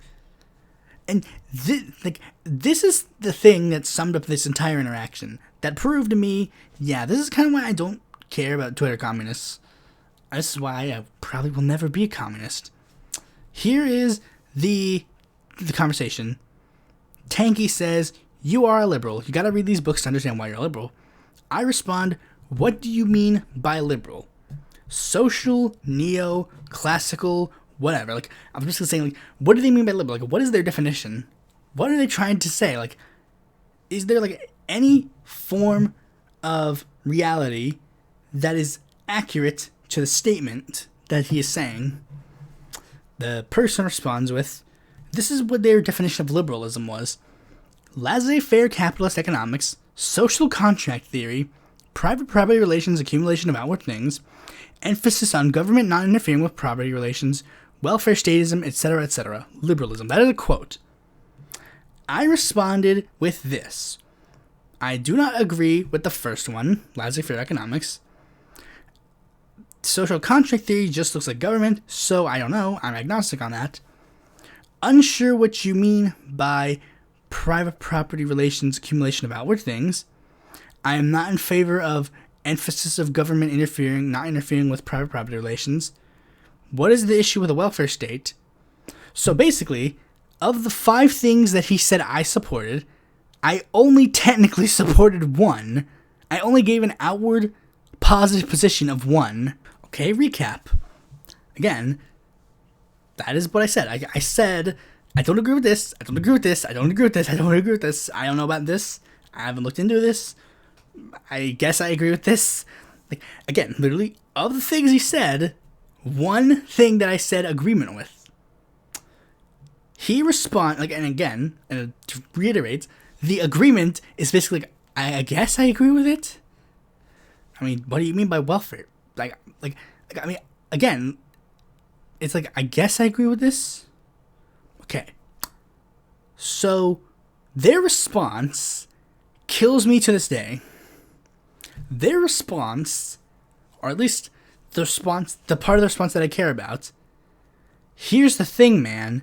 Either you're a communist or you actively support all of it. Now, at the time, I was literally just like, there you go. That's that. Like, that statement alone proves that no, you're stupid. I don't take you seriously. But here's the thing, like, there's a reason why it's stupid. Like, again, like, I literally just told you that I support X, I support Y, I support... Like, I mean, I told you point blank, I supported this, I didn't support this, etc., etc. And he's going, no, you see, here's the thing, you support all of it because you're a liberal. You support it. It's like, I mean, see, like,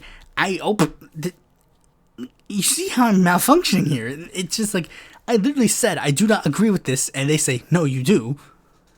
And then, this is the kicker nowadays that I think about it. It's like, if your logic is, I'm either a communist or I actively support all of it, and I literally just said that I don't support a majority of the things that you said,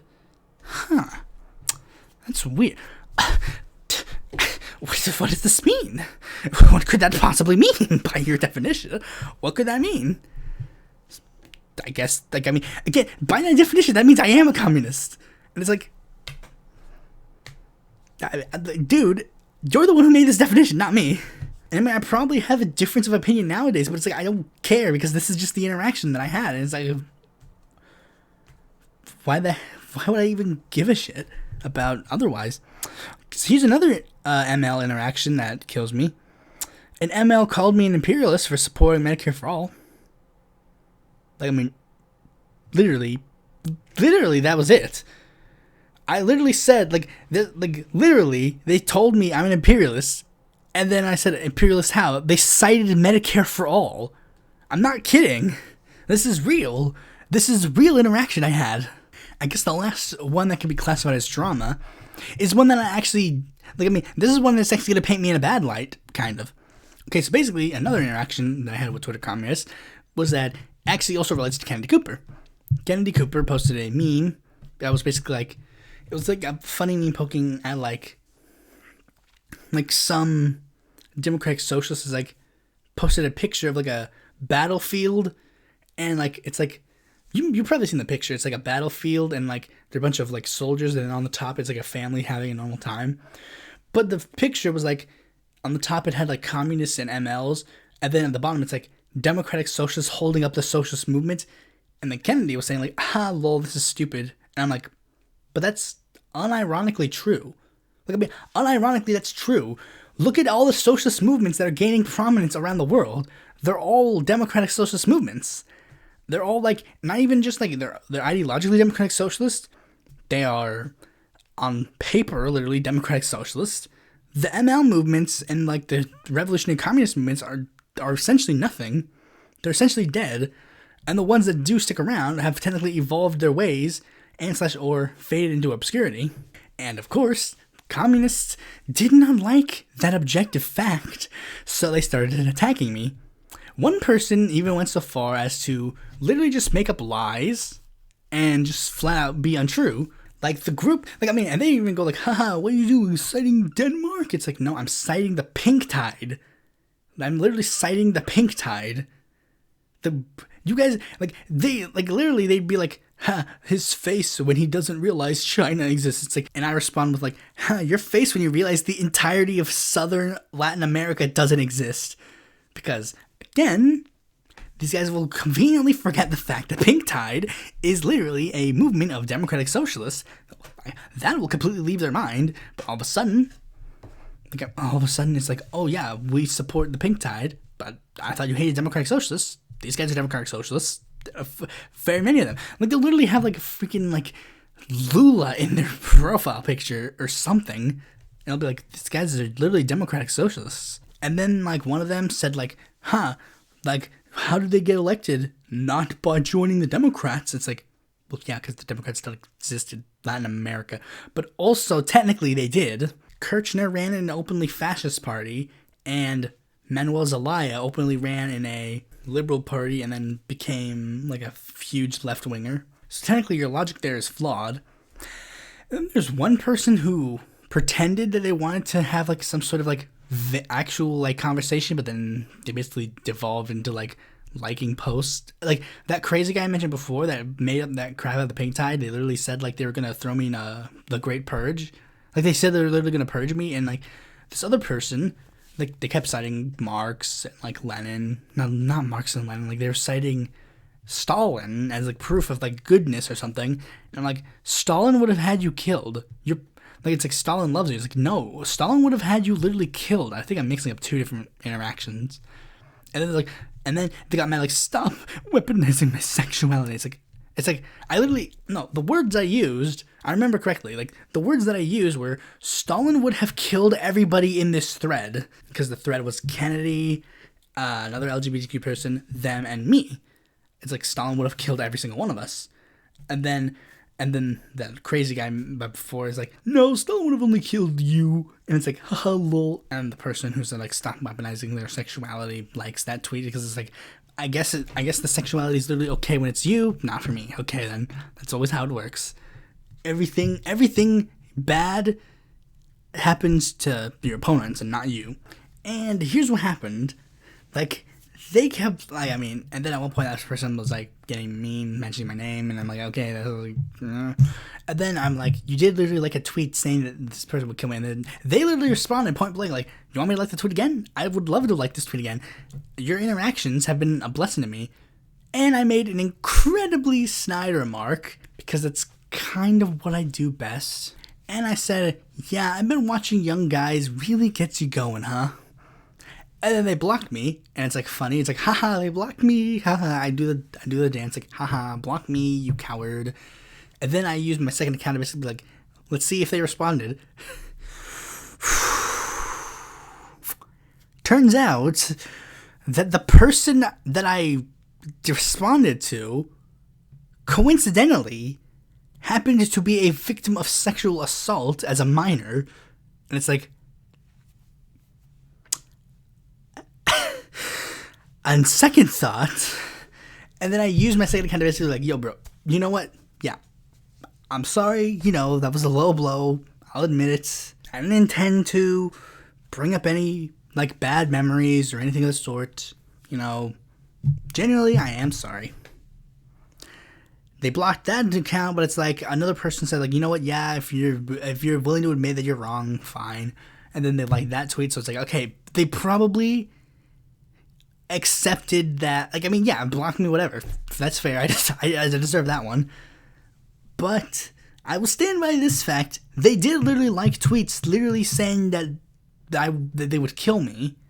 So I think objectively mine is, like, I mean, mine's bad. Don't get me wrong. 100%. I'm up to it. People in my replies can be like, yo, you're a dickhead. It's like, yeah, fair, 100% fair. But I did apologize for it. And genuinely did so. Dang, it's like 2:35 a.m. and I'm not even halfway done. I'm not even, this is like the beginning. This is the first couple dramas. I'm not even close to being finished. The next one, Khive. Khive called me racist once. Why did they do that? Well, it's because I said that they called me racist for saying that poor white people will turn to racism, which is a fact. I mean, the prominent Khive accounts were, like, going after me. It's like, lol, this person actually believes that. And literally, this is just an objective fact. Why do you think the KKK's favorite spot outside of the South is Midwestern states like Indiana? How come neo-Nazi groups become a thing in hugely liberal states like California? We have a new wave of white supremacy where young white men are groomed online by literal Nazis. Like, this is like an objective fact.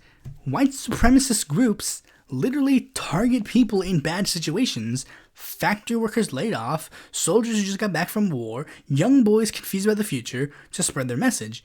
That is literally just a fact of humanity. You put a person in a bad situation, they're gonna turn to a bad result. Like a poor Latino person will turn to gang violence if that means that they can feed their kids. A poor black person in the projects might turn to being a drug dealer because it's just the situation they're grown up in. And for white people, like a poor white kid who basically spent his entire family's generations being like, okay, we lived in this factory job and we're able to afford a nice house and blah, blah, blah. Now that they can't afford that and they're going to get laid off by their job, being able to afford less, like, it's just genuinely like this is just a fact of the situation. The Klan openly admits this. Like, that's literally part of the Klan textbook, essentially.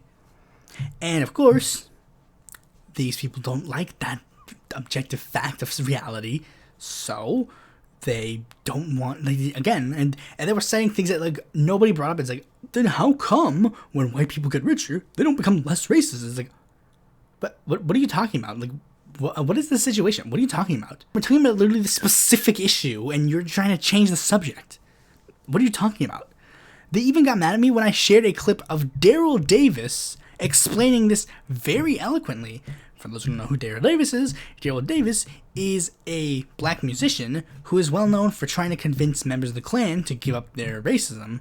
He explains the situations on how they get into the Klan to Joe Rogan. Like it was a Joe Rogan interview where he was explaining to Joe Rogan, like, this is how they get these guys into the Klan. And he explains the situation very eloquently. When people are put in a bad situation, they will turn to bad things. And they're basically like, oh, you're going to cite Joe Rogan? It's like, I'm not citing Joe Rogan, you idiot. I'm citing the black man in the thumbnail who is explaining this. They also called me racist for saying that when Martin Luther King Jr. was referring to the white moderate, he was not referring to Bernie. It's like, that's also an objective fact. Like, a person who happened to be black, who was a Khive person, was greatly misinterpreting the white moderate speech to literally refer to Bernie, saying like, oh, the reason why Bernie's the white moderate is because he only cares about the class issues on our side. It's like, no, the white moderate is the people who don't support you. That's the point of the white moderate. That they claim to support you, but then don't. Bernie supported the civil rights movement. And like, no, he only supported the class parts of it. And it's like, no. But anyways, we're moving off that subject. Next person, Paul, or known by his YouTube / former Twitter handle, Do Epic Shit, or I forget what else he referred to. But anyways, he was a guy that was who invited me into a DM group in 2020 for whatever reason. I don't really know why. And I think it's because he is subscribed to me. Like, I think another form he used to take was Walker Small. Like, but anyways, he was a guy who invited me into a DM group because it was like, haha, get up with a GopherHive. Because that was when that GopherHive thing became a thing. But the GopherHive didn't even really affect me at all, really. I was called GopherHive by like one person, and end of discussion. But essentially, he invited me into a group chat, and, you know, it was just one of the many group chats I was in. And then one day, everybody was chatting, like, you know, people were chatting, and we chatted as we do. I was talking, and then the conversation made its way to Shoe on Head for some reason. I don't know why. For some reason, the conversation came to Shoe on Head. And I mentioned something that I had learned while researching her for potential thoughts on episode, because I was looking into her and being like, oh, this is what happened. Like, she used to be an old YouTuber, and it's like, on her Wikipedia page, they mentioned that her nudes got leaked. And I basically made an offhand remark about that. Like, yeah, she's been through a lot over her many YouTube career. Like, her nudes got leaked, blah, blah, blah. And they're like, wow, her nudes got leaked? And like, yeah, that's screwed up. And it was like, and the chat was like, yeah, that's really screwed up. Okay, so then I left for a bit. And then I came back, and the thing was freaking exploding. And I click it, and I'm like, what's going on? I click it, and the first thing I see is Shoe on Head mirror, no clothes, selfie from Paul. And for some reason, he decided to post Shoe on Head's nudes in the chat. And basically, wow, this is really screwed up. And it's like, and everybody was calling him out. Like, every single person in the chat was calling him out. And they're like, dude, why are you posting this? Why are you... And then he was trying to justify it for me. He was like, oh no, you don't understand. I'm like used to nudity because that's the guy I used to do nude modeling or blah, blah, blah. It's like, but here's the thing. Like, everybody gave him the same responses. This is a chat about politics, not porn. Nobody asked for them. And even if it were like a porn chat, you have zero right to post them because they're not your nudes. He then did like some like half-assed apology, be like, oh yeah, sorry, whatever. And then he was like, he made like an offhand remark, like, yeah, but it is really screwed up that her nudes were posted without her permission. Like the Armored Skeptic posted like a blowjob video. That's really weird. And it's like, and I responded like, dude, that one wasn't real. That was deep fake. And he's like, are you sure? You know, I think that one's real. And it's like, no, dude, that's an obvious deep fake. Are you kidding me? It's so obvious. He then decides to post a screenshot of it and said, no, look, see, you see, it doesn't look photoshopped. It looks more, it's like, dude, it says right there, like, deepfake.org. And then it was like, I don't know why. He was either booted or he left. And I think he immediately started, like, going, hey, you want to start a group chat? And I started adding a bunch of girls, and it's like, ooh, yeah, no. And then, like, not that long afterwards, he was, like, somebody else in the chat said, hey, can I invite a friend of mine into the chat? And then I made some like offhand remark, like saying, like, hey, wouldn't it be weird if this guy was Paul? That'd be really funny. If this guy just randomly, if Paul just jumped back in the chat and be like, hey, bro, what's up? And then this new person was added to the chat and nothing much happened. And the person even gave me some nice compliments on August 16th, 2021. The trend, it was like a trend of the day. It was like nobody cared about me, and then you just hype something else, and then it's like, I did the trend, but it's like nobody cared about me at the end because it was like, I get it, I'm depressed. Then the guy shows up, Balkus Anthony, a Chaos Twin. He says, false.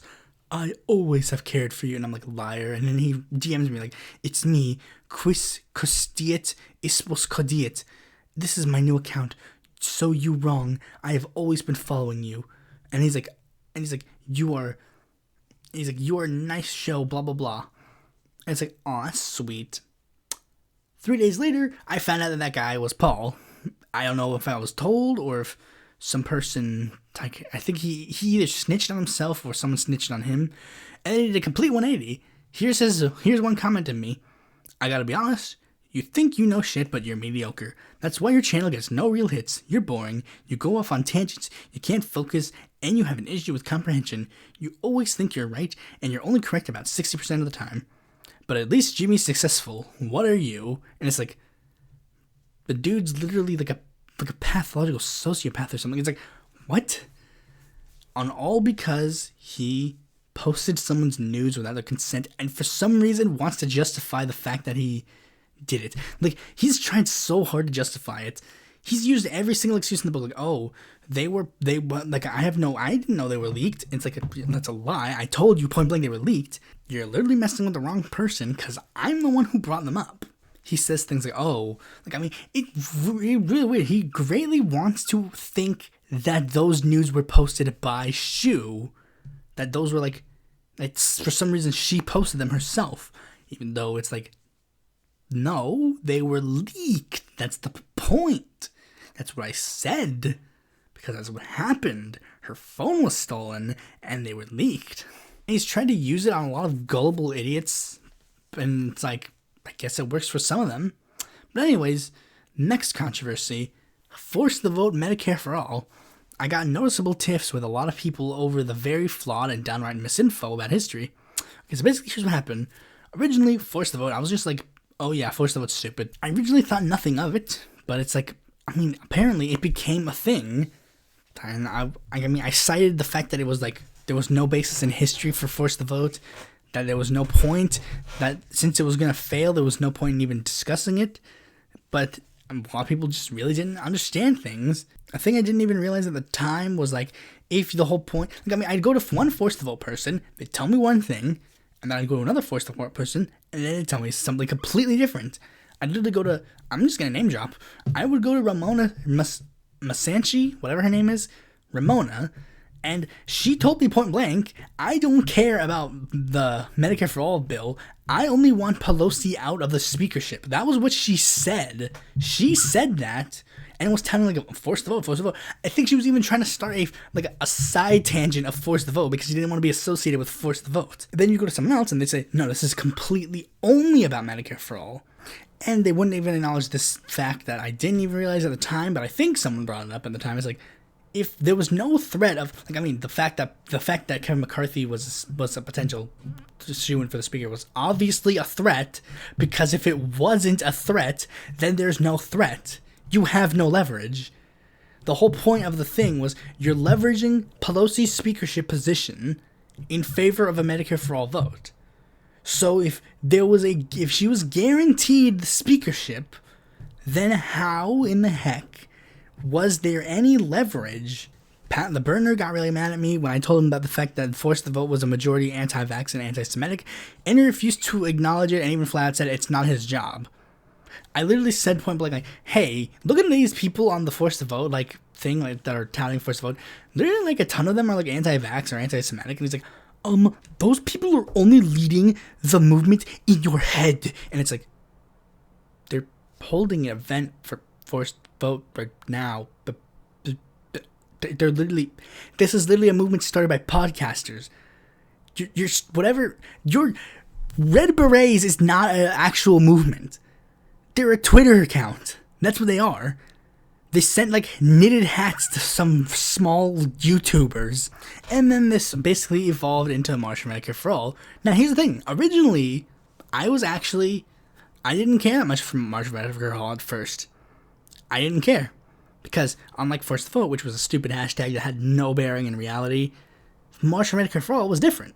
It was an event. It was a march for Medicare for All. So it was actually people putting their money where their mouth was.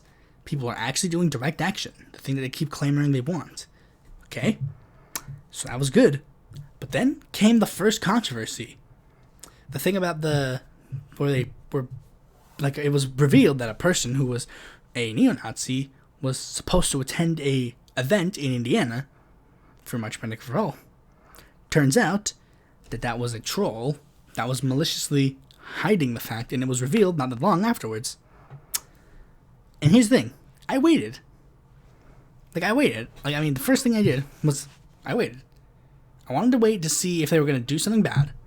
That seemed to be the first step. But then, I was like, you still have a shot. What's your response to this movement? Right off the bat, it already shows that you didn't look into this. You looked at this picture and you said, this person's good. And then you submitted it and posted it on your Instagram and your Twitter, etc., etc. You approve of this.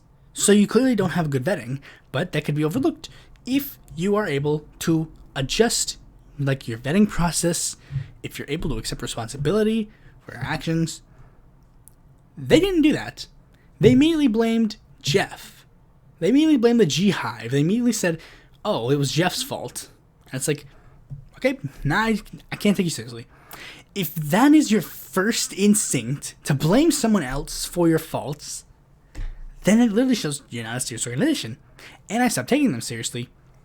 And, coincidentally, even though this one instance of an anti-Semite being invited to the thing wasn't real, they seemed to start inviting actual anti-Semites. They seemed to start supporting actual anti-Semites. They would support people. They would be, you'd go to their follows and they'd really be like, hey, this person says that Jeff is not a real Jew and that Jews run the world.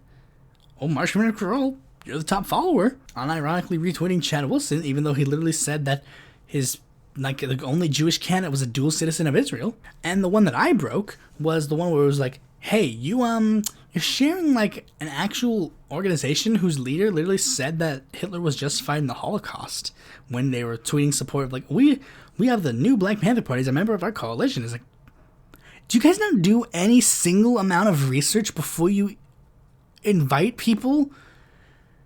And their reactions, it was always like this. The reactions would be this. They would immediately deflect. They would immediately try to push blame on someone else. They would immediately pretend oh, this is an issue at all. Red Berets literally unironically liked a person saying lol, you think they're anti-Semitic? It's I literally posted a screen cap of the person saying that they wanted all the Jews to die. What are you talking about? And they were literally So you have absolutely no reason to destroy this march? It's like, literally, what? Literally, why? Why would I do that? That's the thing they don't understand. It's like, do you really think all these people literally just would destroy this march for no reason? Yeah, they legitimately did. And that's the problem. That's why I made a video about anti-Semitism and put March for Medicare for All right there in the thumbnail. They're part of the problem. Okay, so the next controversy, the Andrea Ravinsky white supremacist controversy. Okay, so this is a drama that didn't involve me, but then I decided to get involved for whatever reasons. I actually will explain the reasons. I have them written down here. For reasons that I might explain in a bit, I remember this being a rehash of a previous controversy, but I think I don't know. I don't remember. Like, from what I know, I interpreted this as a rehash of an existing controversy, but then as I was looking into it, I'm like, wait, was there a previous controversy? I mean, that's how I felt at the time, or maybe now, I don't know. But essentially, here's what happened. An acquaintance of mine by the name of Cyberdemon531, PAWGSforBernie Andrea, debated Nico House on Force the Vote and other things, and right as they were going to do a second debate, all of a sudden, literal Nazi's best friend went to Kiwi Farms and dug up old tweets of her being reactionary and edgy teenage Let's Player. She used to post, as a Twitch edgy Let's Player, she'd be like, haha, Michael Brown deserved what was coming to him, or something like that. Basically, she would post, stuff like that, edgy jokes that basically, oh yeah, it's obvious that she was being offensive in those jokes. And the thing was, when this happened, this got a lot of people talking on the left tube, on this small baby left tube, and a lot of people were like, oh, how could Andrea have done this? But here's the thing, the only person who wasn't surprised was me, because, due to the fact that Andrea was already a well-established person on the internet, I decided to do my due diligence and actually look them up before I started associating with them. Of course, the Kiwi Farm thread came up, and that's what happened. So maybe that is why I interpreted this as a rehash of drama, because I think I saw this and then just put it in my mind. But the thing is, apparently, I distinctly remember it being a drama that was dealt with previously, but then being rehashed. But I could just be merging a million things together. But back to the drama itself, a majority of the images that were being spread around showing this happened to be of Andrea pre-transition, so she blocked a lot of people who were calling her out using said images. And this is where the problem happens, because a lot of the people who were doing this happened to be black and brown leftists. So that led into a thing where it was basically she was silencing black and brown leftists all left and right. And to tag into the racism argument, they were saying that her name was in fact racist.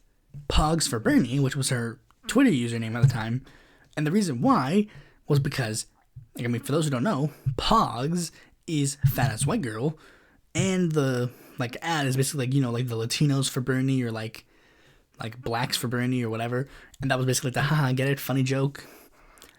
And the thing was, they claimed that name was sexualizing black bodies, and to be fair, I don't know the full history, but I think the term is supposed to be sexualizing white girls' bodies. I don't know the full term. Maybe it's it came from Ebonics or something.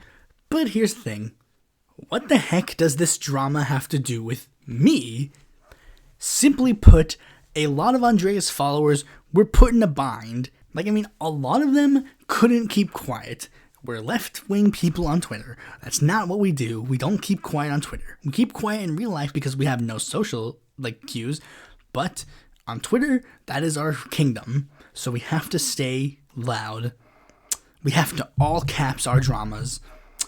And the thing is, a lot of people were forced to choose a side. Some of her most hardcore simps had to bite the bullet and now hate her, or they had to keep following the POG. The reason why you follow one is kind of obvious. In fact, the person who's going to be the subject of the next controversy is a prime example. They horny posted about Andrea so much, then all of a sudden, they hate her. And I happen to be one of the people who decided to get involved, and I chose defend. Why? Because I'm a simp. No, but for real though. But actually kind of. But anyways, the actual reasons were, unlike those who are bashing her, I actually understand. Me and her are not that far off in age. We grew up on a relatively similar internet wavelength. I saw how the Gamergate evolved into the alt-right, and how a lot of left-wingers basically carried water for them, and she, being much older, was probably drawn more into those crowds. Xander Hall talks about the fact that he was, like, radicalized to the alt-right by Minecraft. Like, I mean, I wasn't at the age where I could have, like, a Minecraft server where I could be friends with a bunch of people. But if I was, maybe that would have been different. And given some things I said in a previous drama, she was in a poor economic situation and was getting money for being a reactionary gamer. So literally, her situation was getting better because of her doing bad things. And given the fact that her sins are not that bad, all things considered, literally her big sins is saying the N-word and saying like very edgy jokes about black people. Like, I mean, literally that is her biggest sins. She wasn't like at the forefront of the alt-right, or she wasn't like leading white supremacist coups. Like, she was clearly going on the right path to redemption. I mean, at the time, she was literally doing Black Lives Matter rallies. It's definitely a step up from saying the N-word on Twitter a couple of times. A lot of other people were basically like, nope, she's racist forever, and she's beyond redeeming. One person being Michael Tanuvasa, who was going on and on about like, oh, she's racist and blah blah blah, she's racist, and then was saying that I'm racist, I'm a white supremacist for supporting her. But it's like, dude, I'm literally the only person in this three-way. I'm the only person here who is literally not white. You're white, she's white, I'm not. And that's literally one of the big things. Like, since I'm a faceless account, everybody assumes that I'm white, and it's like, baby, do like any research into me before ever trying to claim things about me. And literally during this drama, he was literally defending literal gang violence for literally the same reasons I was defending Andrea. Like, oh, people in poor economic situations are going to make poor decisions. And it's sort of like, oh, really now? But anyways, the next drama comes from the Eclectic Radical, or Chris Richards. Chris Richards is the person who, 45-year-old neckbeard. Well, he's not actually, he doesn't have a neckbeard, he has a beard. But basically, he was a person that I was getting, like, somewhat close to.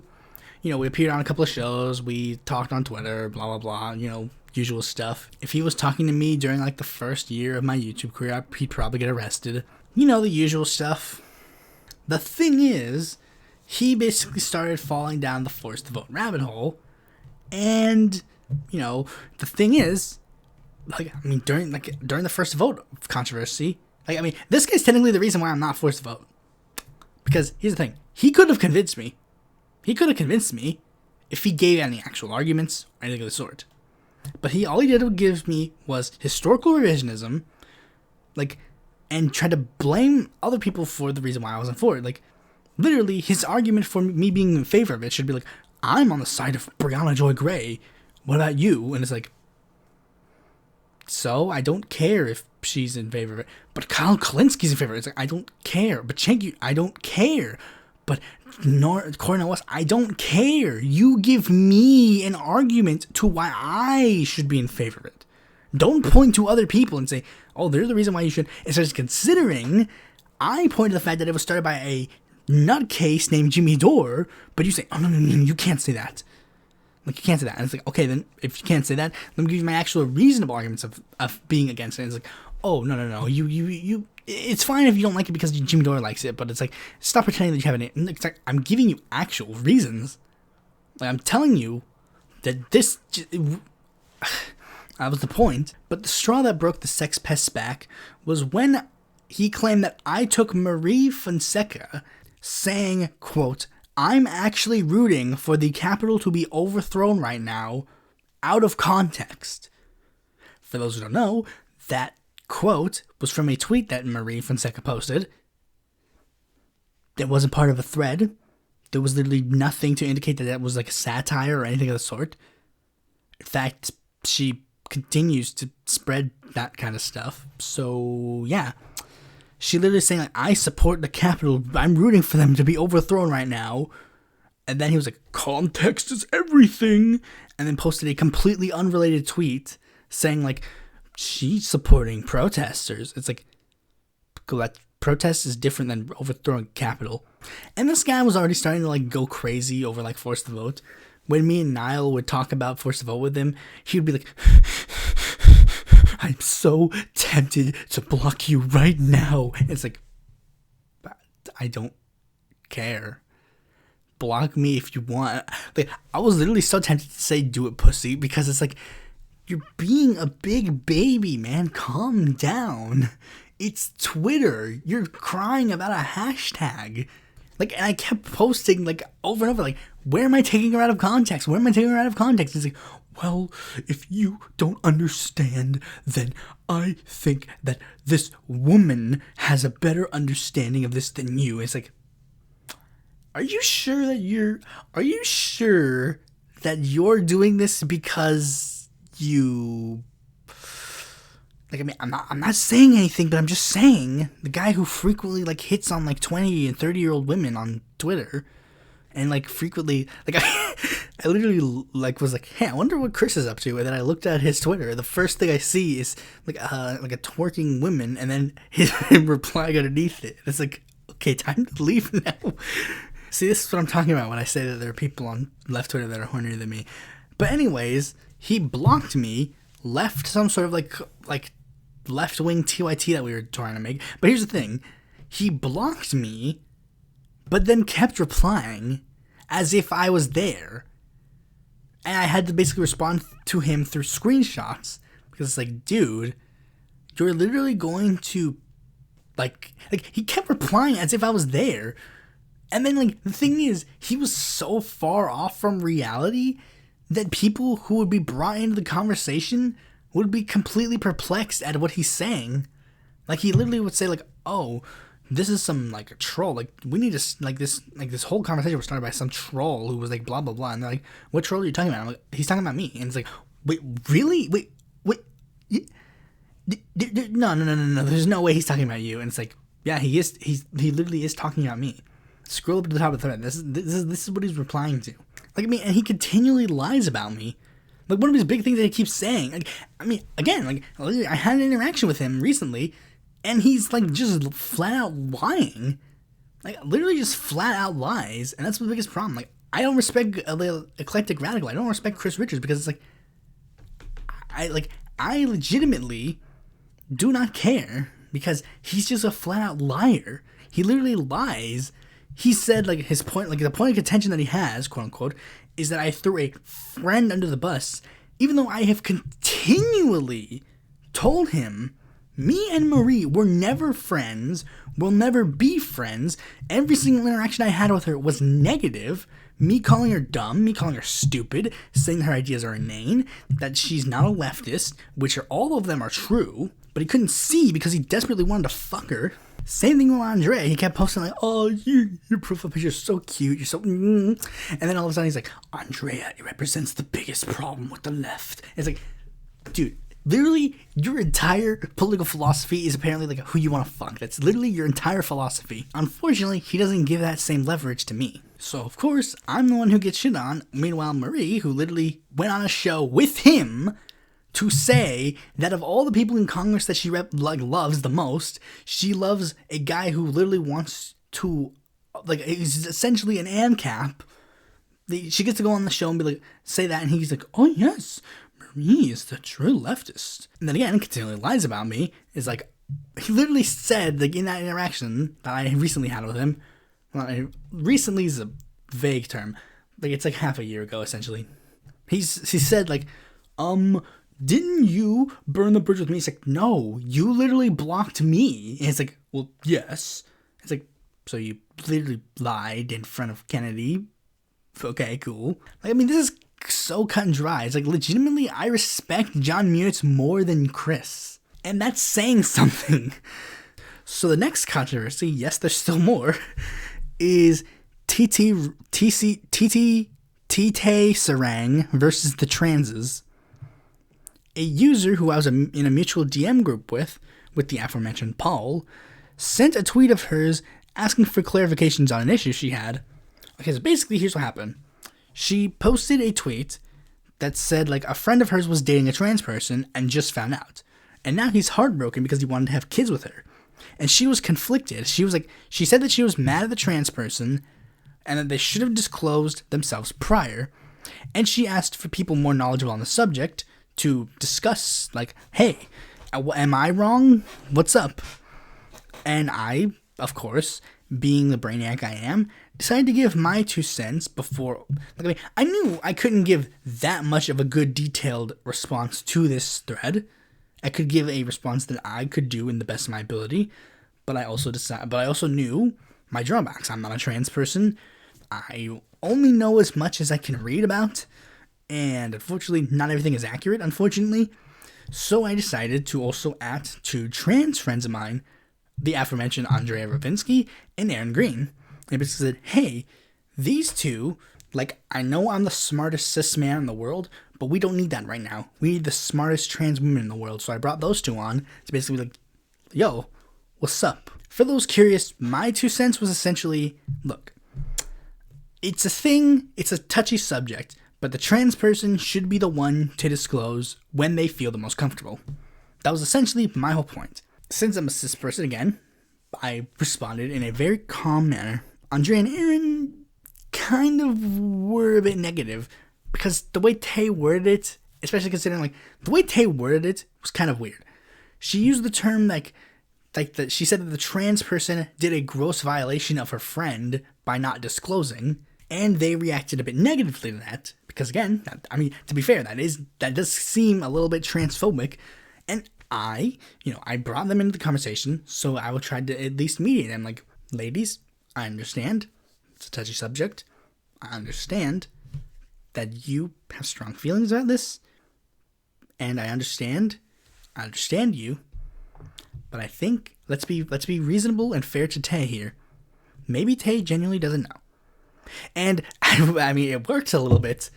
They'd go from all caps to, like, caps in each sentence, which is just how caps are. And I kept doing this, but then as the conversation kept going on, I started being like, okay, Tay, you kind of losing me here.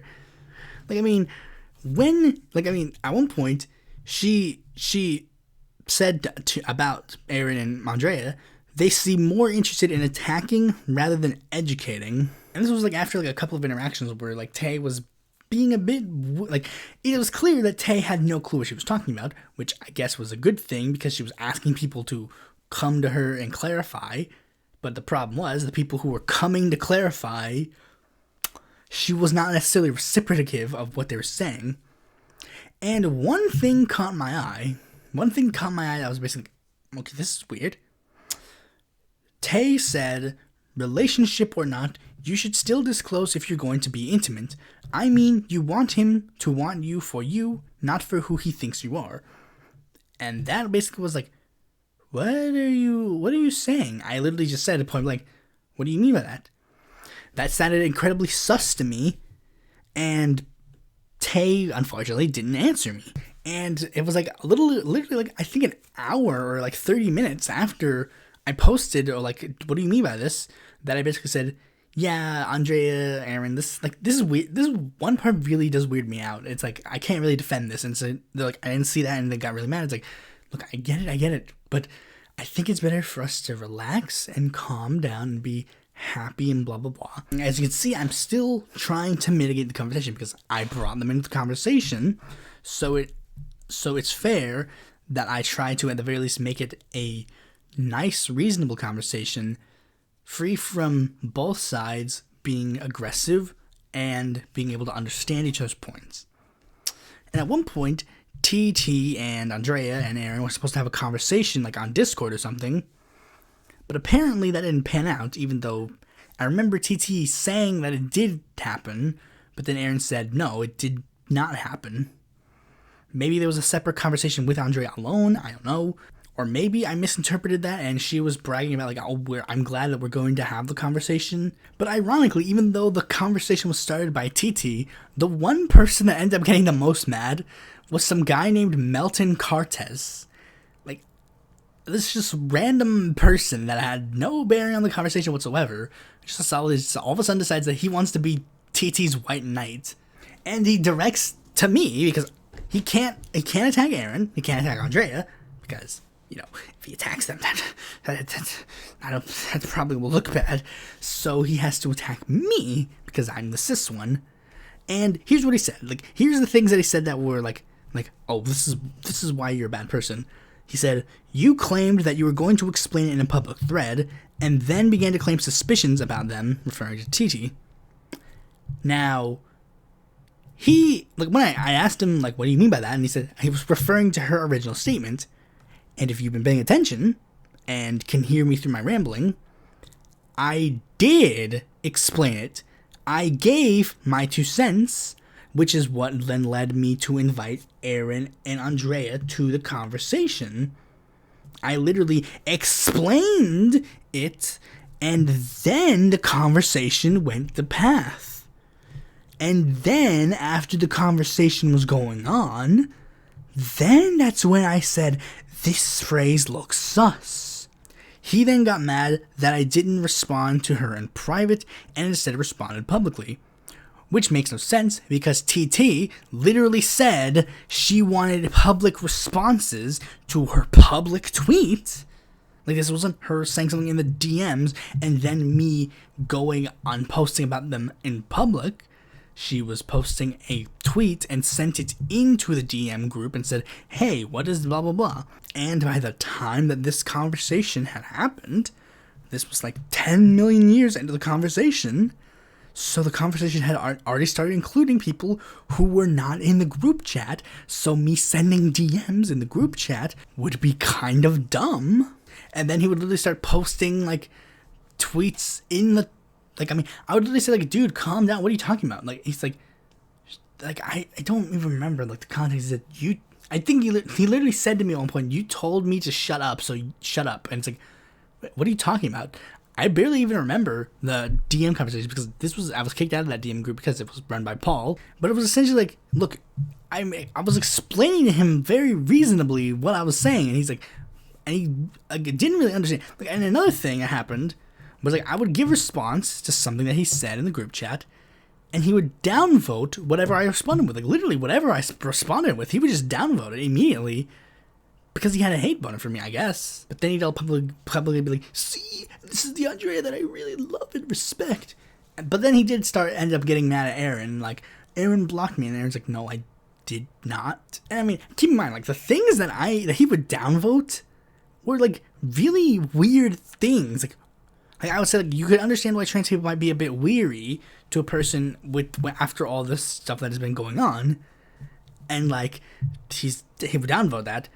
And this is and I mean, I remember making this comment, and it didn't hit me what the context was until now. Okay, so basically, at one point, I think it was TT who said this, or it was Melton, one of the two.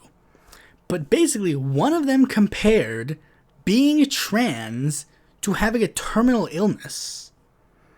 Like, they said, like, if a person who is trans doesn't reveal that they're trans to their partner, that is basically the same thing as not revealing that they have a terminal illness with their partner. And this is the exact quote that I remember saying, being trans is different than dying. That was my response. It was like part of a response. That was like no, I think it actually would be better if that was just the full quote, just like, being trans is different than dying. And guess what? Downvote. And then, like, long after the drama was over, a bombshell was revealed by TT that literally brought the drama back briefly, I think. But it's like, what? Like, it was like, at least for me, I was basing my entire argument on the idea that this was like, that they were partners who did not have intimate relations, and that this trans person did not have bottom surgery. That was what I was basing my entire argument on. because that's literally the only way that, in my mind, you could reasonably have a reason to not like dating a trans person. But then TT revealed, no, they had bottom surgery, and in fact, they had many times been intimate. And it's like, wait, what? This is, why didn't you reveal this during the drama? This was like very vital piece of information. It's like, she didn't see it that way. And it was like, no, but the problem was that he couldn't have kids. It's like, who? Okay, like, again, like, it could just be just because I don't want to have kids. It's like, I don't really see the point. Like, that was literally the whole basis of the drama. So it's like you literally have less of a leg to stand on. Okay, so the next drama is Brian Bakunin. Now, Brian Bakunin actually has his own thread on Twitter dedicated to him, which I'll basically just be reading out here. Okay, so basically this is going to be the official last time that I talk about Brian Bakunin. Okay, so first glance, nothing out of the ordinary. He's like a quirky left tuber who's like done like disco stuff. Like his whole point is like, haha, I do disco, like a stupid disco show that's stupid that no one cares about. But the thing is, he like, I mean, and it seems that people would like him at first. Like, he calls out bad faith actors, seemingly attempts to push good faith ones, and then asks you. But as you look further into him, things are a bit interesting. You see, one of the big things that he pushes is that he used to be a fan of certain figures, you know, like Jimmy Dore, Sagar, Crystal Ball, but then grew to see their faults. But the problem is, this guy, for like being like 40, I think he's 40, he looks 40. Like, I mean, despite this, he really seems to change his mind a lot on who is a good figure and not. Like, first, like, I mean, literally you'd be like, 8/8/21, I'm really loving Tim Black lately. And then, let's see, 6 hours ago on February 1st. So it's like, I mean, not a long period of time, all things considered. And then he hates him. Okay, so one of the big things that everybody like would call him out on is that he would always be really weird when it comes to handling it.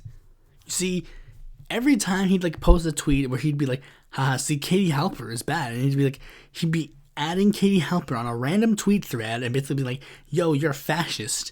And it's like, because it's like, oh, you support Richard Medhurst or whatever. It's like,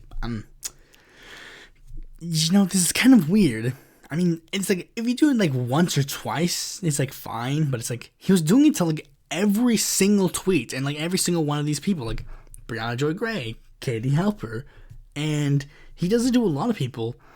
Samama Jams, or Suki's mom, he called her a tanky thirst trap, you know, basically insulting a female sex worker. It's weird. And we'd all basically, everybody in the group chat that he was in would basically say like, dude, stop, this is weird. And like, people would tell him point blank, like, no, this is a bad idea, stop doing it. And he'd be like, okay. And he'd literally do the same thing go over again. And he'd literally cause people in the DM groups to leave because he's like, they can't stand his behavior. And like, you would say the most benign things, and then he'd be going on like a 10 million page rant about, oh, actually Tim Canova is the true harbinger of fascism. No, it's worse. He would say like Jen Perlman is the harbinger of fascism, and she's like the new Tim Canova. And then I'd literally be like, I mean, literally in the third time he tried to spread that message, he's like, I don't need a repeat. Shut up. I don't care. He's like, this is exactly my point. We don't need a repeat of... No, I'm talking about you and your inane bullshit. I don't care. Leave me alone. I don't care. And like, you'd literally have to say like 10 things to him before he'd even listen to you. Like, I mean, literally in like the first week of them adding him into the... Not even the first week, like the first day or two of him being in the DM group with me and a bunch of other people, he literally caused someone to leave, and then I called out the fact that his behavior literally did that, and then he went on like a 10, like not even 10, like, it was like, here's what happened. He then went on a rant about a person completely unrelated, some person named Jackie. I don't know, I barely knew them, I don't care about them. Ranting about her, and it's like, that's not who I'm talking about. And then he talks about her again. So then it's like, okay, well, he wouldn't keep talking about her if that wasn't her. So maybe it is her. Then I looked at this person, and sure enough, it wasn't the person I was talking about. So then I say, no, this isn't the same person. And then he keeps talking about Jackie, and I say, Brian, this is not, you're talking about a completely different person. Shut up, I'm not talking about her. And it's like, okay, maybe you're talking about a different person. It's like, that's my point. He randomly just went on this tirade about harassing some random girl in a DM group that behind her back, and it's like, dude, I'm literally not talking about this person. Why do you need to do this? Despite the fact that he's like 40 or whatever, he loves attacking like 19, like barely teenage, like teenagers essentially. Like Gregard, the real Gregard, whatever his name is. He follows me, but I don't know much about him. But like he basically like retweets this guy nonstop and sends him like a bunch of random crap. Like again, literally borderline harassing people. If I'd actually scratched that, he's probably skipped the border a million times. And one of the people that he harassed was me. And I made it publicly known that how much this annoyed me. Like, I mean, and he made like this veneer, like he claimed to be like a huge fan of me, started me on Patreon, added me when he went on his little rants, and I was silent, and I basically gave him like, I didn't silence him, but I didn't like encourage him. Like he was like, I'm indebted to this tireless effort of this soldier in the war against the fake left. I've learned so much of the deep dives of Pluribus Unum takes into the darkest corners of the dungeons and layer the monsters like Max Blumenthal cage themselves. Subscribe. However, there are important anti-fascist creators and podcasters out there that we should be platforming the F out of, including Andrea Ravinsky, Niall Elcom, Pluribus Unum, and Krista, and others. And the John Duncan just dropped another masterpiece. Like, I mean, as you can see, he's definitely pretending like, oh, I'm a huge fan of yours.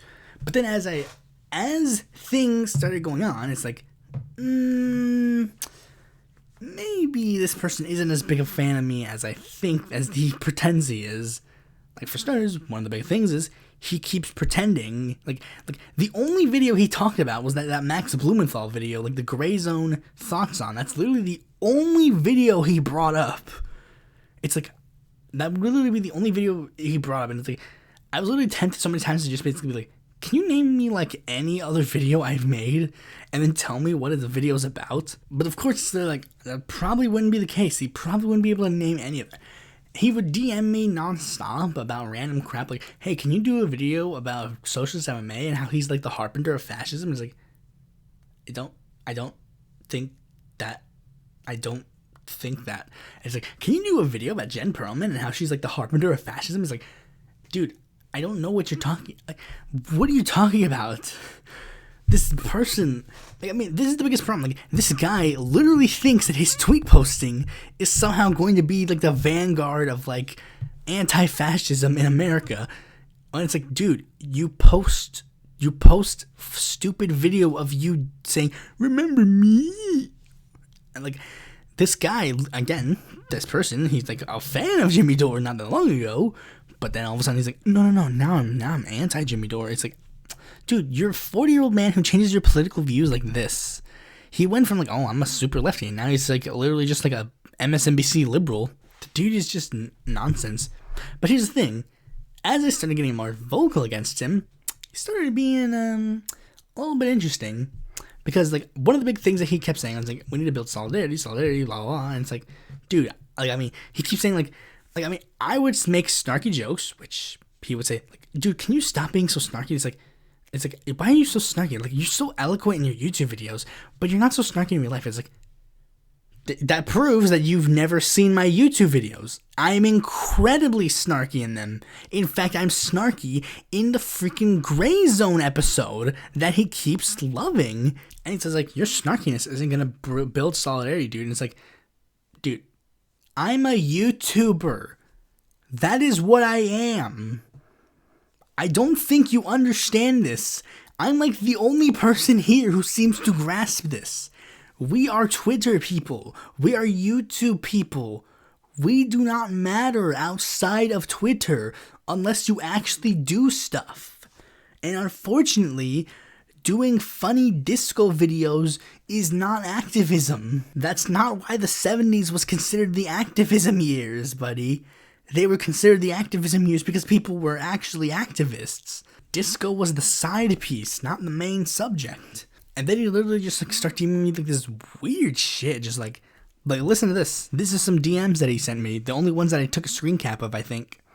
Maybe try not to be such a snarky, disempowering, anti-solidarity worm dude. Maybe then more people will watch it, will want to watch and engage with and promote your sometimes decent content. Also, maybe get a camera. You can't be that ugly. It's like, what? Why did my looks suddenly become part of this? Like, what the heck? And then here's another one. Like, this is a public tweet that he said. It's like because I said, boy, imagine if I cared what you thought. And it's like, everyone please donate to this excellent YouTuber's Patreon account. He does great work despite his middle school grade personality disorder. It's like, the man literally implied I had a mental illness, man. I said that this was a pot shot, and he's like, pot shots equals low blows. Your ageist smear here is a pot shot. I believe you are better than the snarky, disempowering, anti-solidarity worm role that you play in a self-annihilating sort of way on leftist Twitter. Learn to not have love the whiff of your own farts. Ever been on a date? It's like, dude, what the heck? Like, literally, what the heck, man? Why are you doing this? This is so stupid. And then, like, he replied to Autumn, Prairie of Maples. I think that's still your username. I don't know if that's still your username. Maybe she got deleted. But, like, you'll know her name. You'll know her. She's Autumn, and she's got, like, that, like slightly brown, like, character model hair, witch hat, I think. Are you a Patreon of Pluribus Unum yet, Autumn?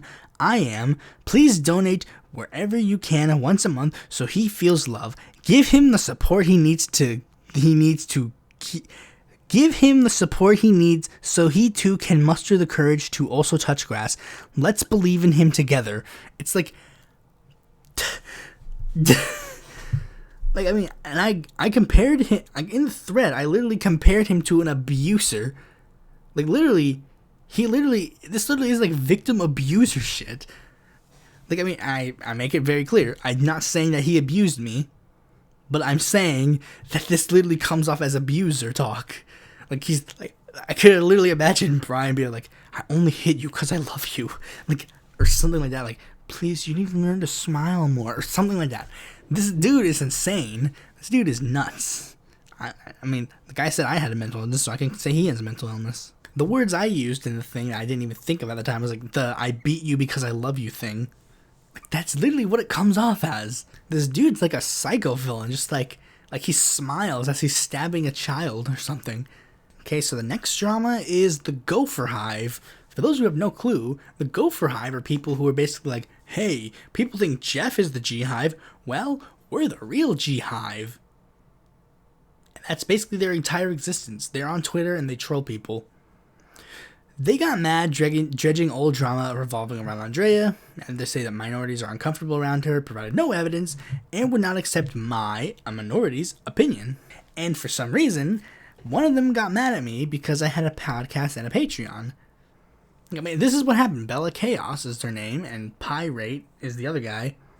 I don't know which one started this, because the thing about the GopherHive is that they all use the same stupid freaking profile picture, which it's like, literally, like, I said that. I was like, yeah, but maybe having the same stupid gopher is a terrible idea. So basically, one of them, I don't know which one, again, was dredging up old Andrea drama. It's like, we've been through this a million times. Like, minorities are uncomfortable around her. And it's like, can you provide a citation? No.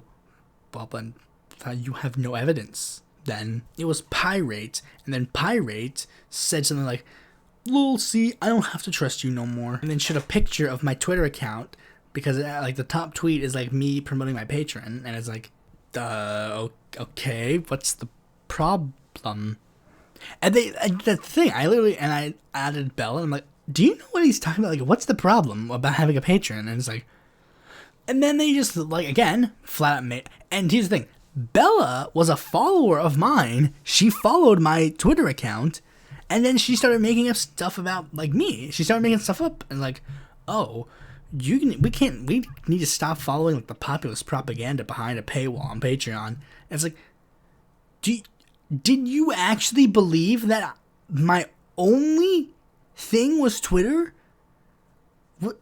Like, I mean, that's my biggest problem. Like, You guys literally, your entire existence is on Twitter. Why?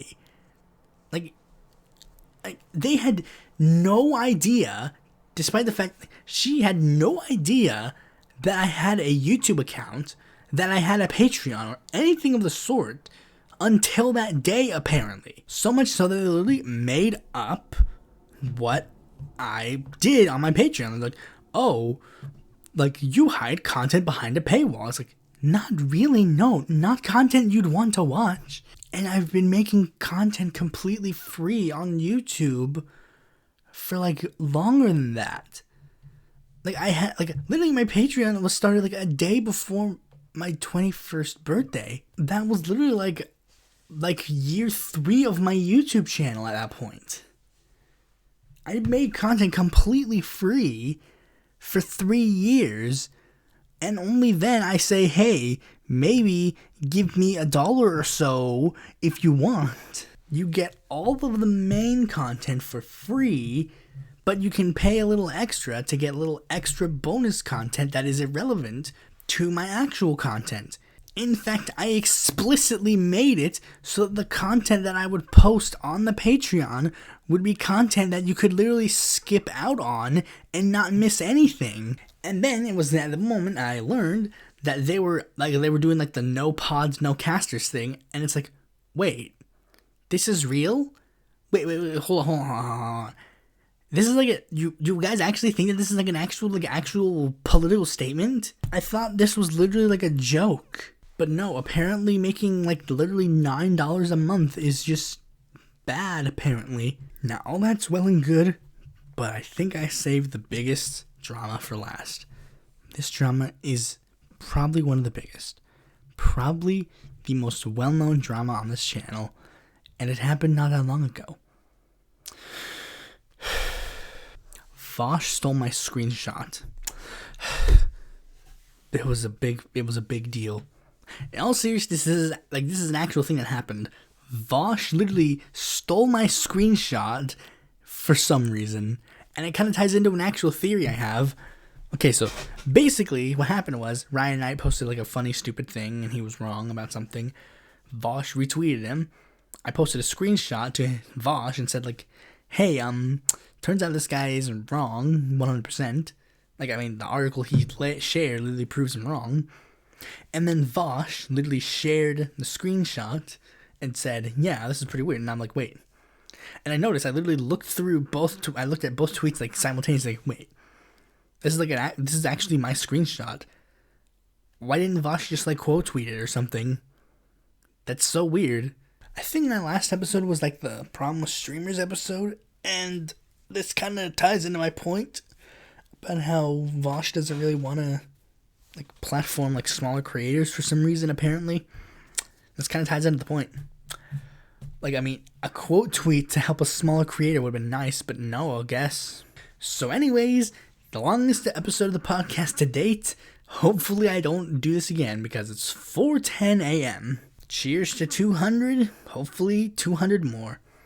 Thanks for watching this video. Be sure to like, comment, subscribe, and click that bell to notify if future video mine comes out.